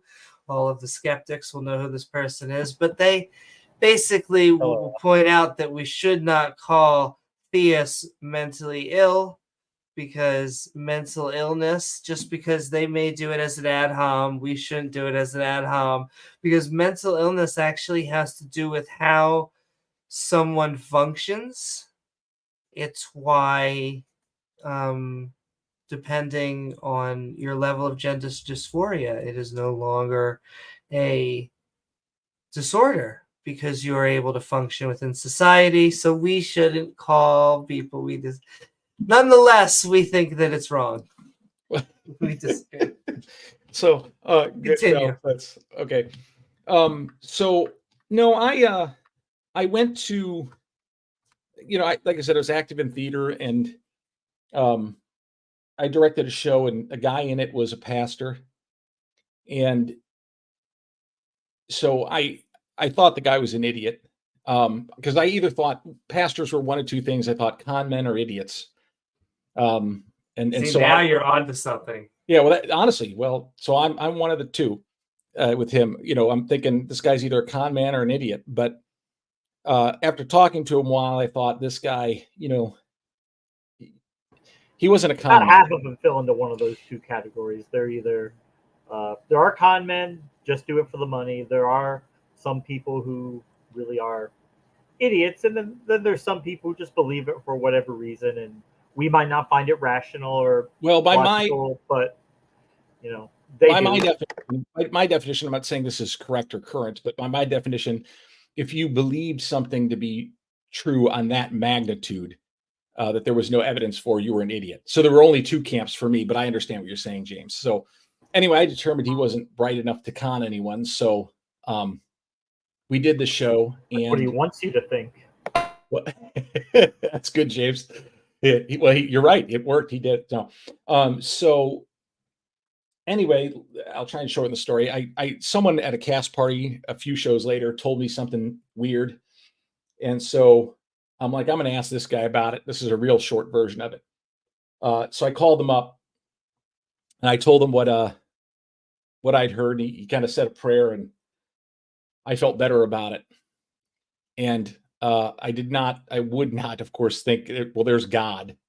I felt better about it. And I thought, good, I'm smart. I knew if I just kind of told this guy, I'd feel better. So I felt better. And on the way out, he's like, hey, we have church service this Sunday. And so we left. And I wanted to kind of, I'm like a do a favor for me. That used to be my philosophy.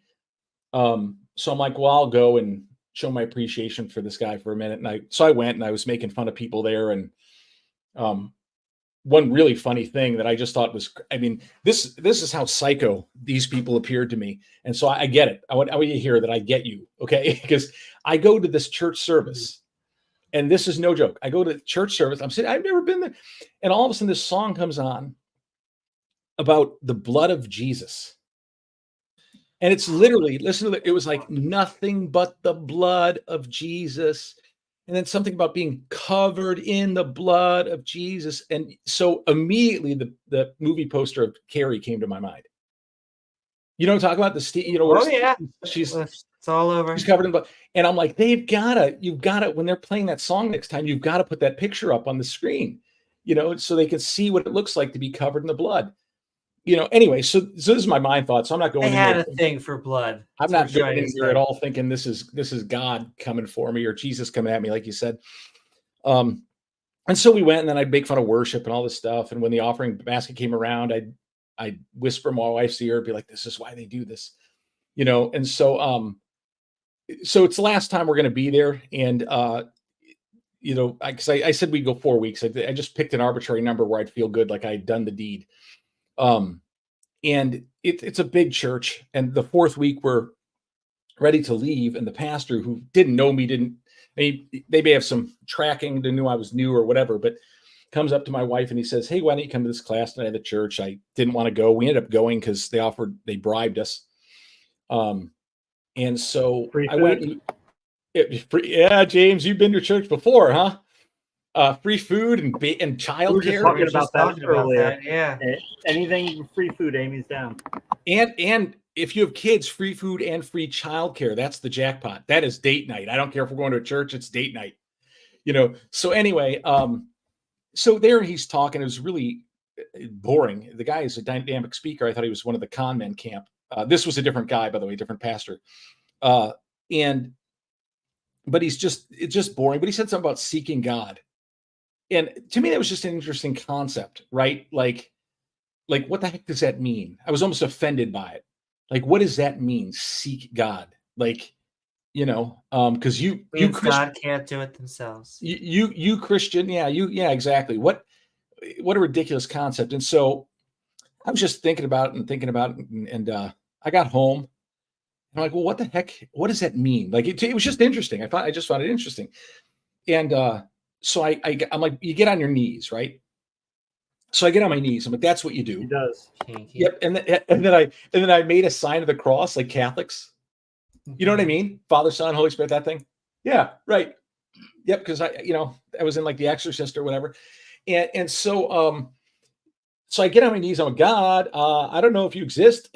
And I didn't I believe. I wasn't like, I think you do. I was just, and I said, if you reveal yourself to me, I'll follow you. Like, that's all I said. I didn't know what to say. I don't even know if I threw an amen out there for good measure.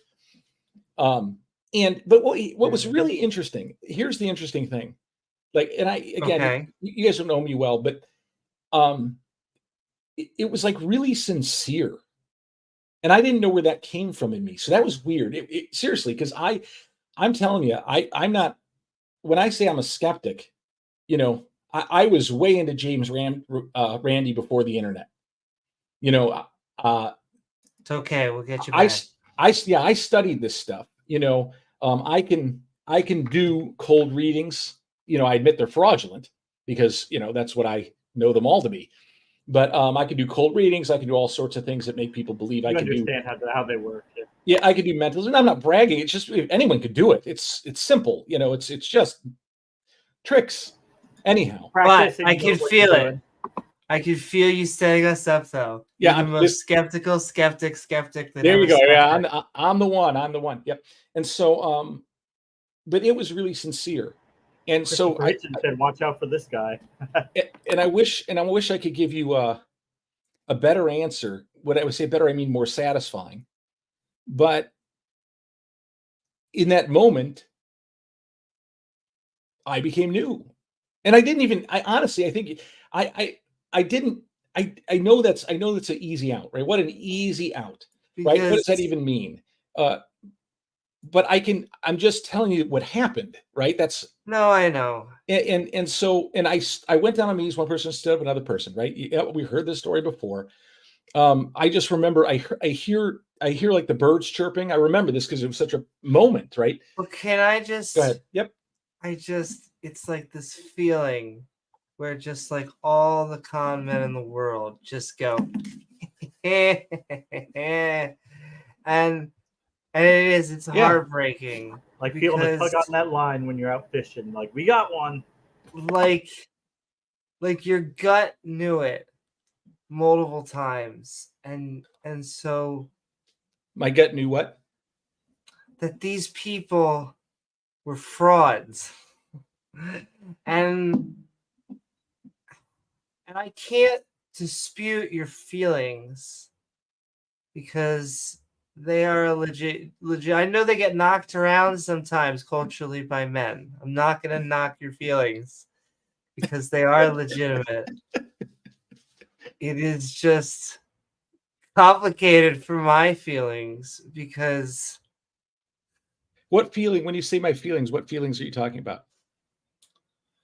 Well, your feelings, then you were just sitting there and you asked yourself, what does it mean to seek? And you got on your knees, and it wasn't like a voice said something to you. It wasn't like God came down and was like, what's up? You Amy, just knew that you were new, that you were new. I know, but let's be clear about something, just so we can be clear, right? Mm-hmm. If let's say my answer, let's rewind, and you say, so what happened?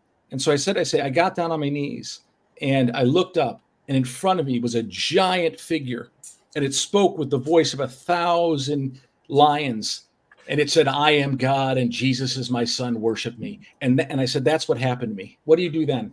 Well, we're really onto something, because then we really have only 2 buckets, right? You really have to put all of your chips in, because it really is, holy moly, either there was something incredible going on in this room, or holy moly, I hope the medication and the therapist is really good. So you know what's ayahuasca. 2 things, and my ayahuasca or good drugs, exactly. But my claim, you have more right to make fun of me than you do that guy.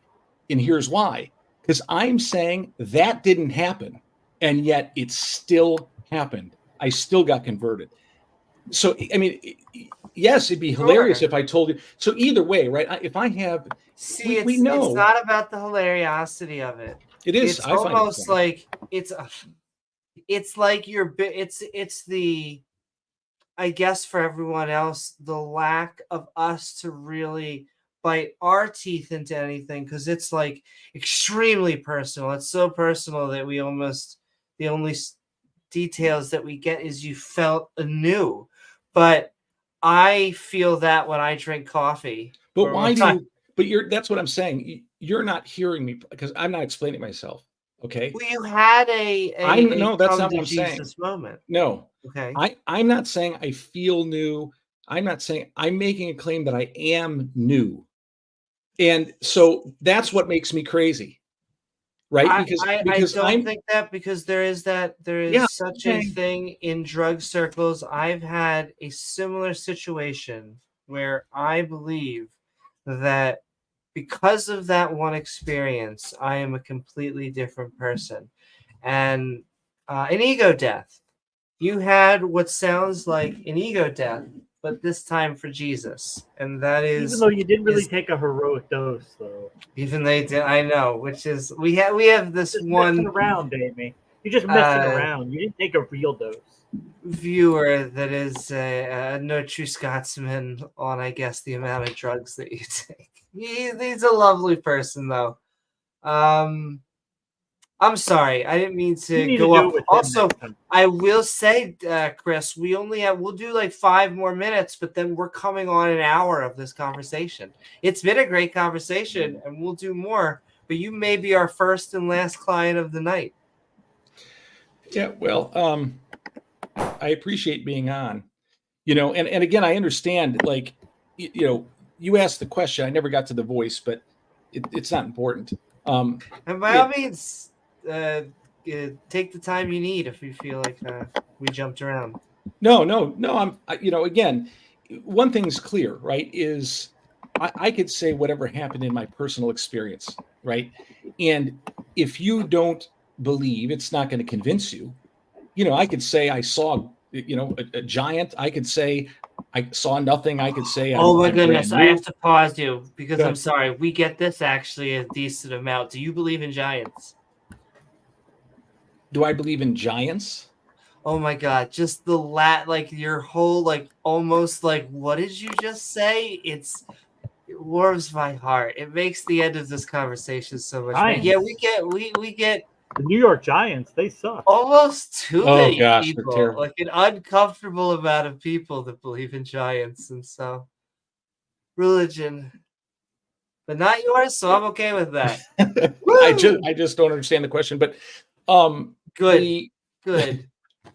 but again, there's nothing, right? I can't just tell you what I experienced and make you believe it, because the very thing, like, I admit that I was a skeptic to the degree that if you were to ask me what would it take for me to believe, the only true answer would be a miracle. And it doesn't even mean a miracle like I'd have to see a miracle, because I wouldn't believe it if I saw it. There's no way I'd believe it. Especially, again, I know magic and illusions, and I could do stuff like that. And I mean, I can't imagine the magnitude, if I were to describe a miracle that would convince me, I can't imagine the magnitude of what they'd have to be, and so I'm just simply telling you, well, what happened? A miracle. And you go, well, that makes no sense. That can't be it. It's got to be something else. And fine, that you're right. I mean, that could, okay. But all I can tell you is what happened, right? I can't change that. But what I'll also still push is like we can examine a miracle. So for example, walking on water is a physical claim. And so we should theoretically, we can't now, but we should have been theoretically able to test a claim like that being able to be true, just like we should be able to test any prophets who say that they are still able to do that right now. But yeah, I'm talking about what happened with me, and certainly at a time we can talk about other miracles, but the sure, reason well, I just are saying, I guess what you're saying is this is a miracle that happened. no, I'm not saying my conversion is a miracle. I'm saying only a miracle would convert me. And so I'm saying what happened to me was a miracle. I just can't articulate it in a way that it'd be a miracle for you. It'd be, I don't see what I'm saying. I mean, it would take a miracle to convert me. And I don't mean that in the sense like, well, I mean it in the literal sense where like I would have to witness a miracle, right? When I were a skeptic, and something I could not deny as a miracle. And is that still what would change your mind, a miracle? Or is there something, or would just... What would change my mind? now, I guess, to stop believing in a God? I don't know. Again, I couldn't have predicted this. That's my point, right? I couldn't have predicted this. So Sure. I can't really predict what that would be really, but anything can happen. I would have absolutely the day before this happened, said it's impossible. So anything's possible, right? I have to live in that at this But I point. will say, you will say that it was impossible, but you were also going to church. Well, we had actually decided to stop going, but absolutely. Yep, I was going to church. Open to being convinced, like I guess like we are. We're willing to listen and receive. We're willing to hear the other side out. I can't imagine what it would take that would get me back to Christianity. I don't know. Nothing I can think of would, but I guess it's. So would you say it would take a possibility? Would you say it'd take a miracle? It would. I don't really take a miracle. I don't really like the concept of miracle, but maybe just a very unfathomable event. I guess you could call it miraculous. Yeah. Well, yeah. Put it this way: even if you don't, let's not use the word miracle. Once that thing happened to you, you'd probably call it a miracle at that point because you'd be converted. So you'd go, "Yeah, that was a miracle." Yeah, I would go back to. Yeah. So either way, yeah, we can agree it'd be miraculous. But it would also help if it had empirical stuff. I mean, it could break the laws of physics. We can have that.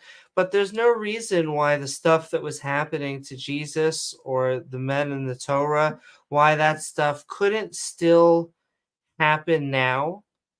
And so even if we can't explain it, it'd be nice to have them to come down and give us good evidence instead of just they got it.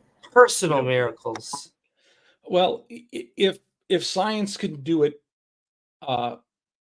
in one measure, right, through what we can see in technology, so you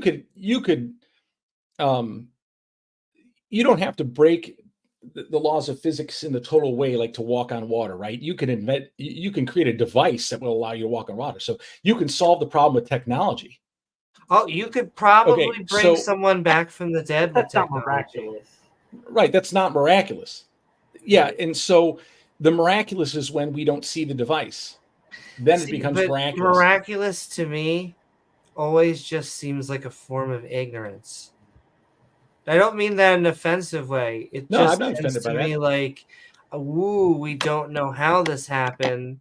And I sometimes get into an argument with Teachup with, if I were to see a prophet doing magic, I would be highly skeptical about the claims that they were making attached to them doing the magic. And so this is my problem with things like Christianity or Judaism and Islam each have their own, when they say because of this miracle, we should believe that this guy is tied to God, when it just, there's other more plausible explanations than being the middleman with a deity.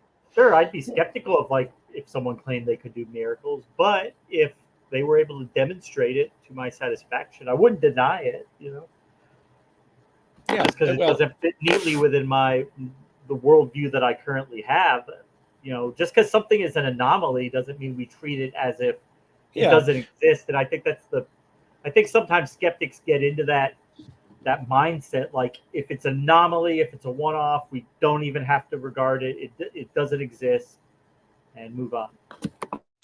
Yeah, and I think again, it would have been hard for me in a sense, right? I guess it depends how we are defining miracles, because let's say I came across someone and he convinced me to an exceptional standard that he can truly read my mind.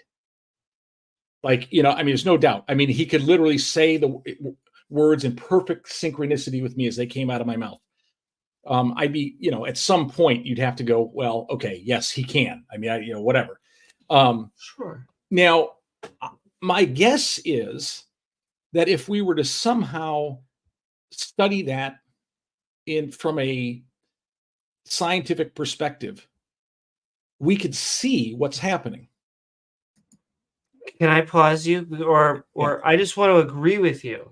Can I tell you what I think religion is and why it has such a terrible connection?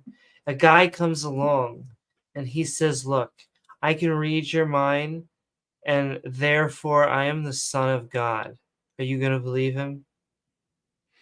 Well, no, I wouldn't. What happens if he can read your mind?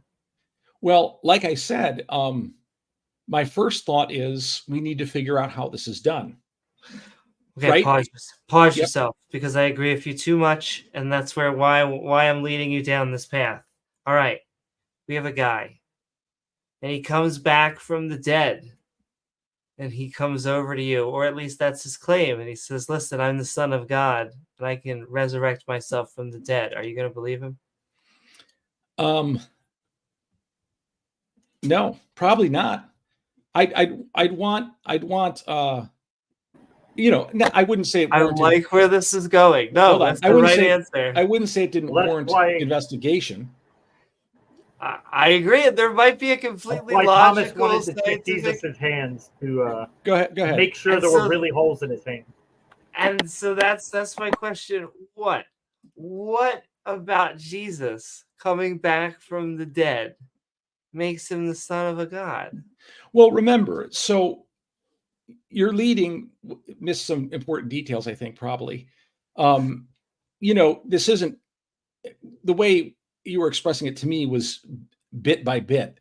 And what I mean by that is we're talking about in the biblical narrative, at least a dozen people, right, who are day to day, and so it's not, they see him do this, then they see him do this. They got to intimately, personally know the guy. I'm not saying you don't have to believe the biblical story is true. Okay. But this is the biblical story, and so it wasn't kind of this. What if he's a nice guy? Okay. I'll accept. I'm not talking about that. Let's accept Jesus. Oh, I see. Jesus is a mythicist. I'll accept Jesus was a nice guy and that he came back from the dead. I don't think that at all. I think that defies. But let's just pretend that. What about those two things? Him being a nice guy and him coming back from the dead get you to Son of God? Yeah, I'm not talking about him being a nice guy. You don't have to name them, okay? But think of the person you love and trust the most on this earth. Okay, my mom and dad. Your mom and dad, that's one. And then my partner. We'll do by the way, those three are amazing to hear.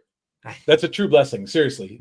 A mom and a dad you can love and a partner you can love. That's incredible. You are insanely blessed. Think about how rare that is, Amy. That's really rare. That's awesome. Anyway, so think of those people. Now let's just pick one of them. Let's say your dad, okay? And you trust your dad? I do. Okay.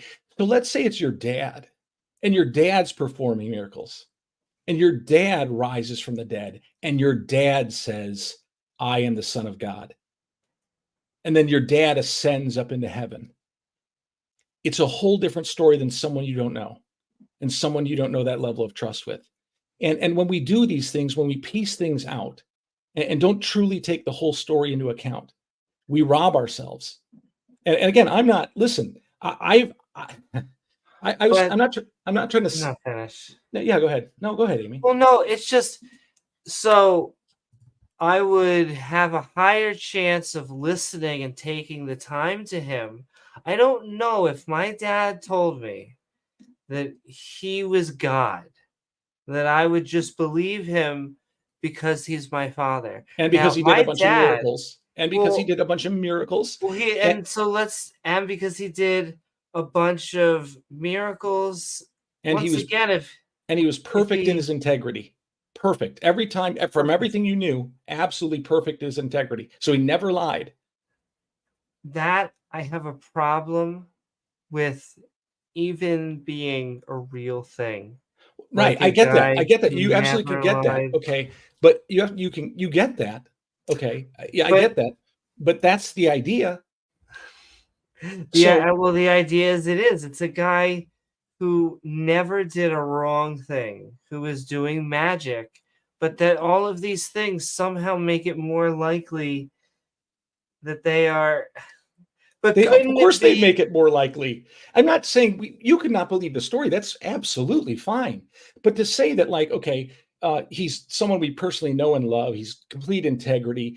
We've seen him do these miracles. He stood up in the face of authority. He was executed publicly. He rose from the dead. You can disagree that these things happened. That's not what I'm talking about. Okay. But I don't But I'm see saying, any connection between them happening and them hiring the chances. Like, why would them being perfect make them any more likely to be a god? because if they're perfect and they tell you they're God and they're perfect, right? If once they tell you they're God, they're no longer perfect. The two are in conflict. They've now they're imperfect. They're saying they're God, they're not God, or they're claiming to be God, or they're allowing people to claim they're God. So it just breaks the entire picture. So certainly, if Jesus was no one I know, right? I'm not saying Jesus was a liar and he's God, or Jesus lacked integrity and he's God. I'm saying that these people who knew him and Those loved him and just spent all this sound time with like him. so human arbitrary things. Like when you say that it lowers the chance that he is God because he lies, that doesn't make sense to me. Like that's a scale that just seems very arbitrary. But again, okay, you're the scale's not right. So your dad is doing miracles, Amy, and he's saying, and Dad, how are you doing these miracles? It is the power of God. And you go, well, Dad, that's not enough evidence, Dad. Come on, there's no way that's reality. He's doing miracles. And you may think, well, my dad has gone crazy and now he's lying. He's somehow counterfeiting miracles. But you're not going to think it just doesn't even make sense. There's no way. And then your dad, he dies. You see your dad die and you are devastated. And then he comes back alive and he's like, hey, by the way, go tell everyone about this. He ascends into heaven. And you're like, I still don't believe it, Dad. There's no way. I mean, it is like kind of a bizarre scenario, so it's kind of hard for her to put her mind in that. Well, of course. It is, because it doesn't make sense why he disappeared after 3, like why he ascended into heaven. That's the point. Makes no sense. Yeah, the disciples weren't like, this makes sense. Like, this fits in perfectly with what we think. They were astonished. They're like, we got to talk about this some. Like, they went out and talked about it, because that's what you do. When something's incredible, most people, whatever you experience that's incredible, you go out and talk about it. And so these guys went everywhere talking about it, and people are like, yeah, stop talking about this. And they kept talking about it. That's all. That is with the anonymous tales, and then 50% comes from Paul. Yeah, whatever. I mean, again, understand, I've been down this road, as far as I'm not kidding when I say I was a skeptic, just as I'm not kidding when I say I believe now. Like I said at the beginning of this thing, if Jesus isn't real, or even if he's not who I believe him to be, I am wasting my life. Remember, I started with that. So I'm so convinced of this, but I think there's a temptation sometimes to believe that maybe I was never as skeptical, because if I were as skeptical, it would take a miracle to convince me, and that is what I'm saying happened. A miracle convinced me. I mean, that's a slippery slope, because they say that to us, like, oh, well, you never really believed, you were never a real Christian. Well, James, can I rightly say, you really never believed in the risen Christ if there is no risen Christ,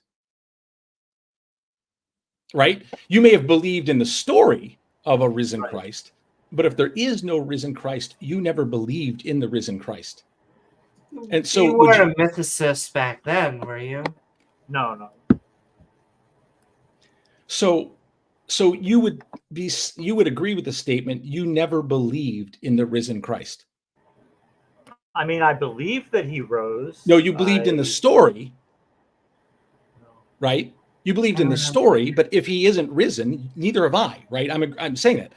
Like, if Christ didn't rise, neither you nor I believed in the Christ of the Bible, he didn't exist. So We believed in the story. Well, there are claims that the Bible makes, and I believe those claims. I believe them to be true, which I think Like there are ones you still qualifies as claim to belief. be true, you believe to be true. I just for clarification, there are Right. stories in the Bible you believe you currently, meaning you still believe are true.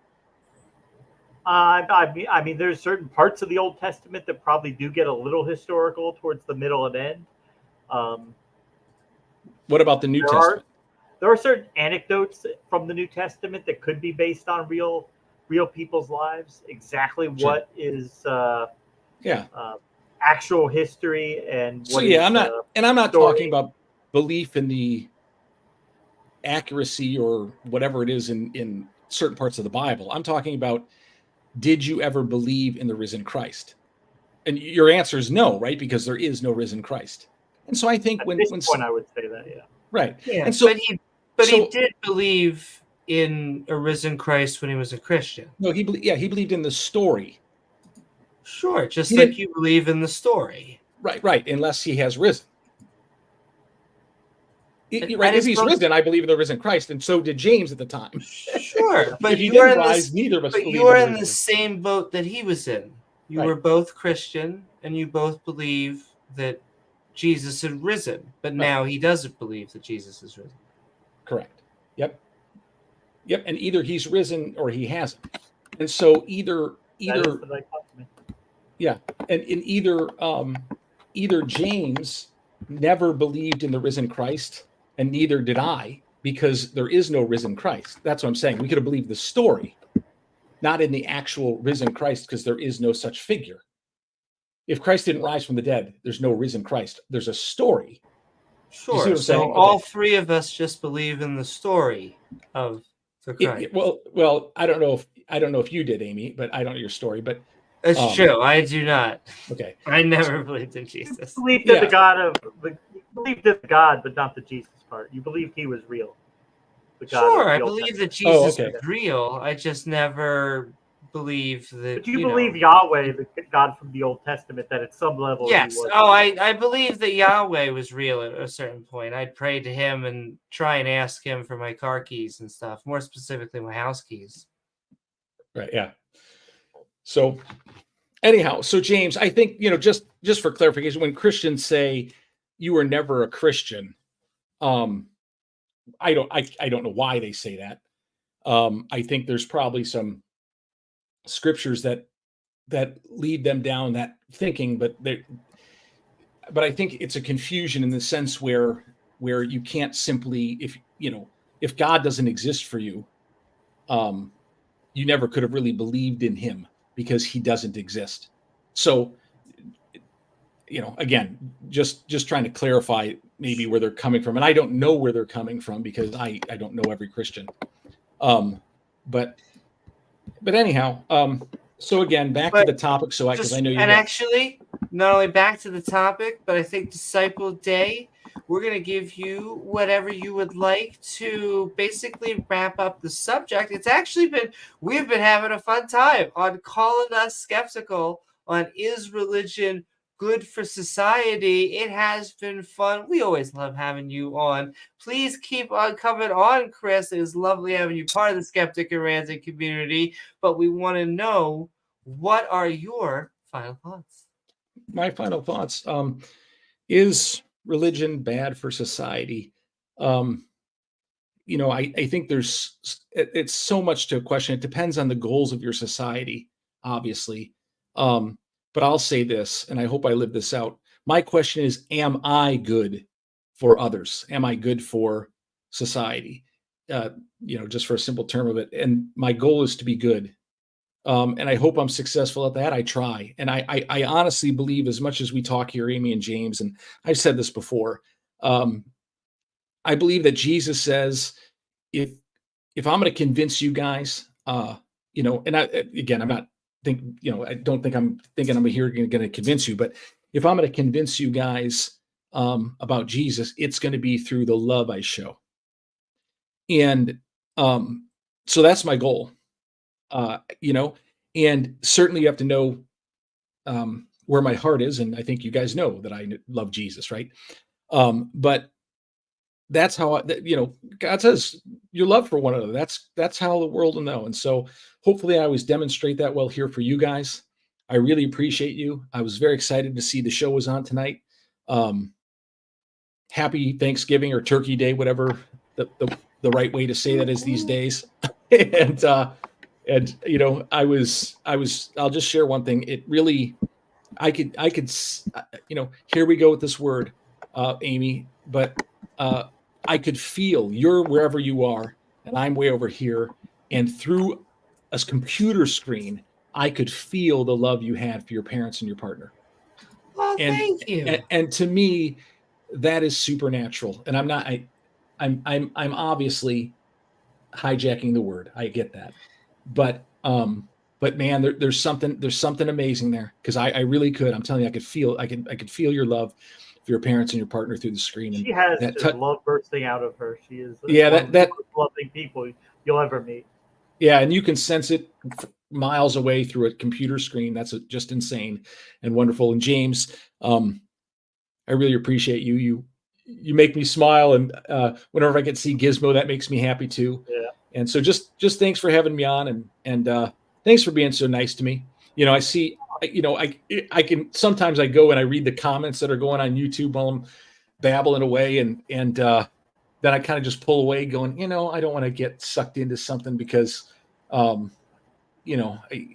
get it. Like I get when people, whatever people say, I'm used to it and I get it and I appreciate it. It can get toxic. It can get personal. Well, you guys handle it with such good humor. We try. Like, listen, if we're not having fun, come on, right? If we're not having fun, we're all wasting our time.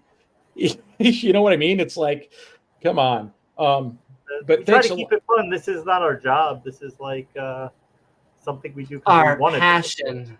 Yeah. Isn't it great to have passions? Like, but, yes, it is. And yeah, man, and just the amazing differences. Got the family together for tomorrow. You got the family over. You guys so can I make it? I'm serious about this. You guys have to promise not to look down on me if I confess this. Oh, no, do you really? I'm serious. Do you, Amy? You promise? I promise. Okay, fine. Okay, I'm going for it.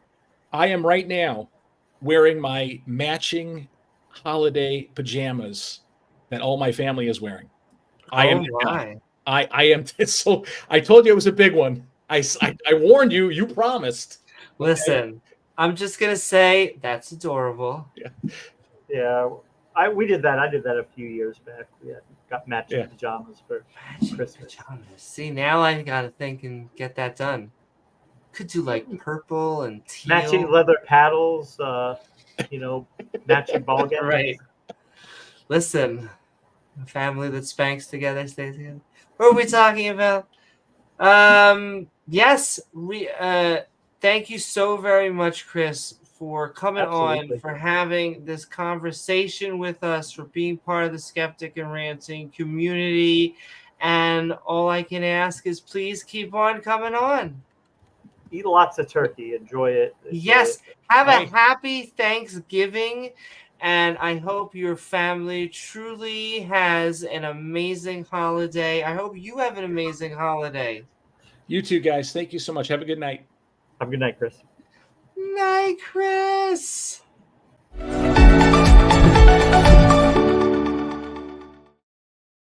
All right. He's such a nice guy. I know that he has a good heart. That is sometimes we get a little bit, I'm not sure what the word is, but I really do love all my theist brothers and sisters out there. I really do want you to have a fantastic holiday. If you do not celebrate anything, it's in a different country around the world, well, I hope you're just having a good day or a good, it feels like the weekend. It's not the weekend. It's just because I'm off, James. Yeah, my week is off. My schedule at work got shifted because of the holiday, and I'm just a mess. It's just everywhere. All right, I feel you. Bonkers. What's up, Ember? What's up, Ian? And Doorknob Head? And Regis and Azo still hanging out with us. God equals the square root of -1. Ellie. So I actually do work tomorrow, Jordan. guys, in our capitalist utopia of corporate America. Shitty. Yeah, it is.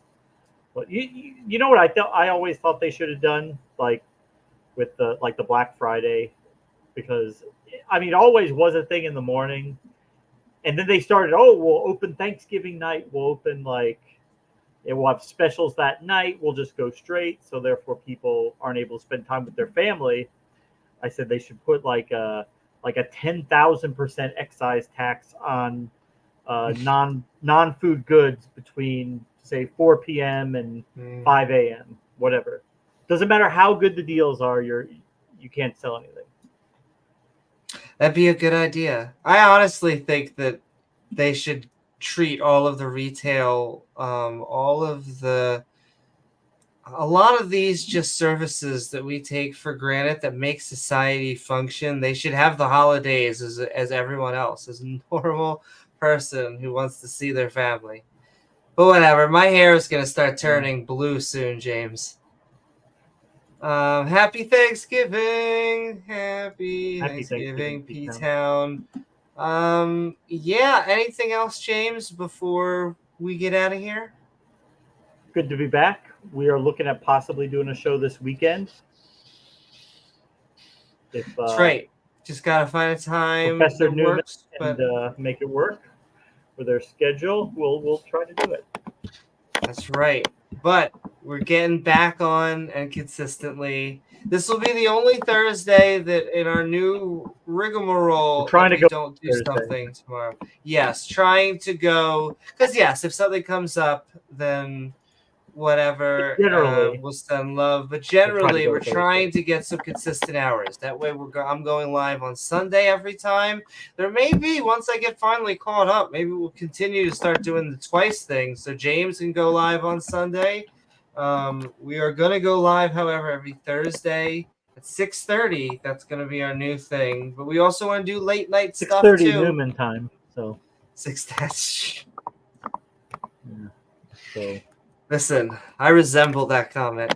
But yes. All right. Send love at the end, and I'll send love out to you. We'll show it up on the screen. But this has been our episode of Call Us Skeptical. Is religion good for society? Where we opened up the internet phone lines for a good time with a higher power that was most likely inedible. However, I do want to thank my co-host James W.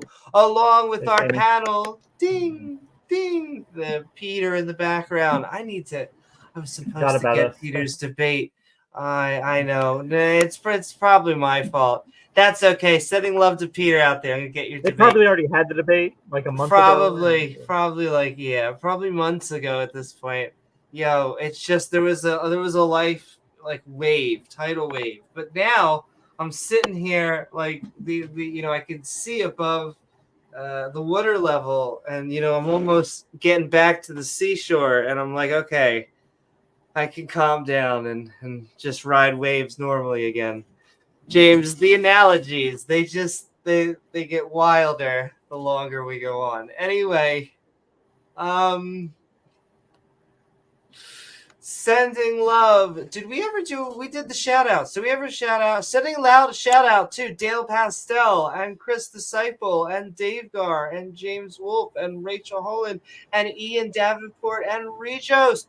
Woo! Sending love to all of you out there, as well as all of you who have been out there in live chat. What am I even thanking? I'm thanking the supporters, those who, if you sent out a super chat, thank you so very much. There was also a super thanks on the re-uploads, as well as, hey, why not leave a comment? I saw some comments the other day. They were fantastic. Keep on leaving more. We are growing the Skeptic Errantic community again. Please don't forget to like, follow, subscribe, like, follow, subscribe, like, follow, subscribe. Yes, Soros, I said it. Please let me alone now. Sunny and share our video. I make the same mom and dad joke. It's never gonna get better. Maybe it will. Maybe I'll add more. But you can, if you're getting in a fight with someone, you could be like, hey, we were talking about Pascal's wager, and here's this video about Pascal's wager that's actually not from a source, a religious source, because they love sharing religious sources, but it's www.jesuswasright.blogspot or www.muhammadwasright.blogspot, because apparently atheists can't attack Islam. So there we go. Everyone's equal. And www.mosesdidn't-exist.blogspot. That's another wonderful one. www.rentafemboy.com. That's one we need to enact. Rent those femboys. As well, we left comments. Best way, lots of ways to support the channel. You can join our membership with our evolving badge system.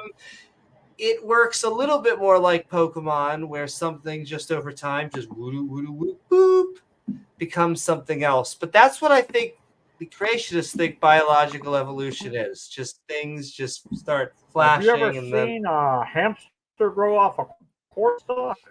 Or a whale give birth to an elephant? People should just answer him yes flatly and just have the balls to hold their face, because that's all they're doing. Yeah. Yes. Oh yeah, my God. I saw Whales many sharks come out of that hamster. Oh God. The sharks, and they just keep coming and coming and coming. Whew. And that hamster mother afterwards. Anyway. Creationism. It just makes too much sense. Don't let Amy have the gerbils. You guys know what they do with those. Better keep them away from her. Better keep them away from her. Keep going, Let Me Winks. You're almost there. Or the best way to support us is by going to our Patreon at patreon.com/Amy Newman, becoming a member, getting the behind the scenes VIP access perks at the girl deck level. What's up, Spooky? What's up, KCA? What's up, everybody? Sending so much love. Send love to me at the end, and I'll send it right back and show it on here. But we're out. James has to go to bed. I have to go to bed. We love you all. Happy Thanksgiving, or just a happy Thursday. Hi, guys. One of them. Good night. Mwah.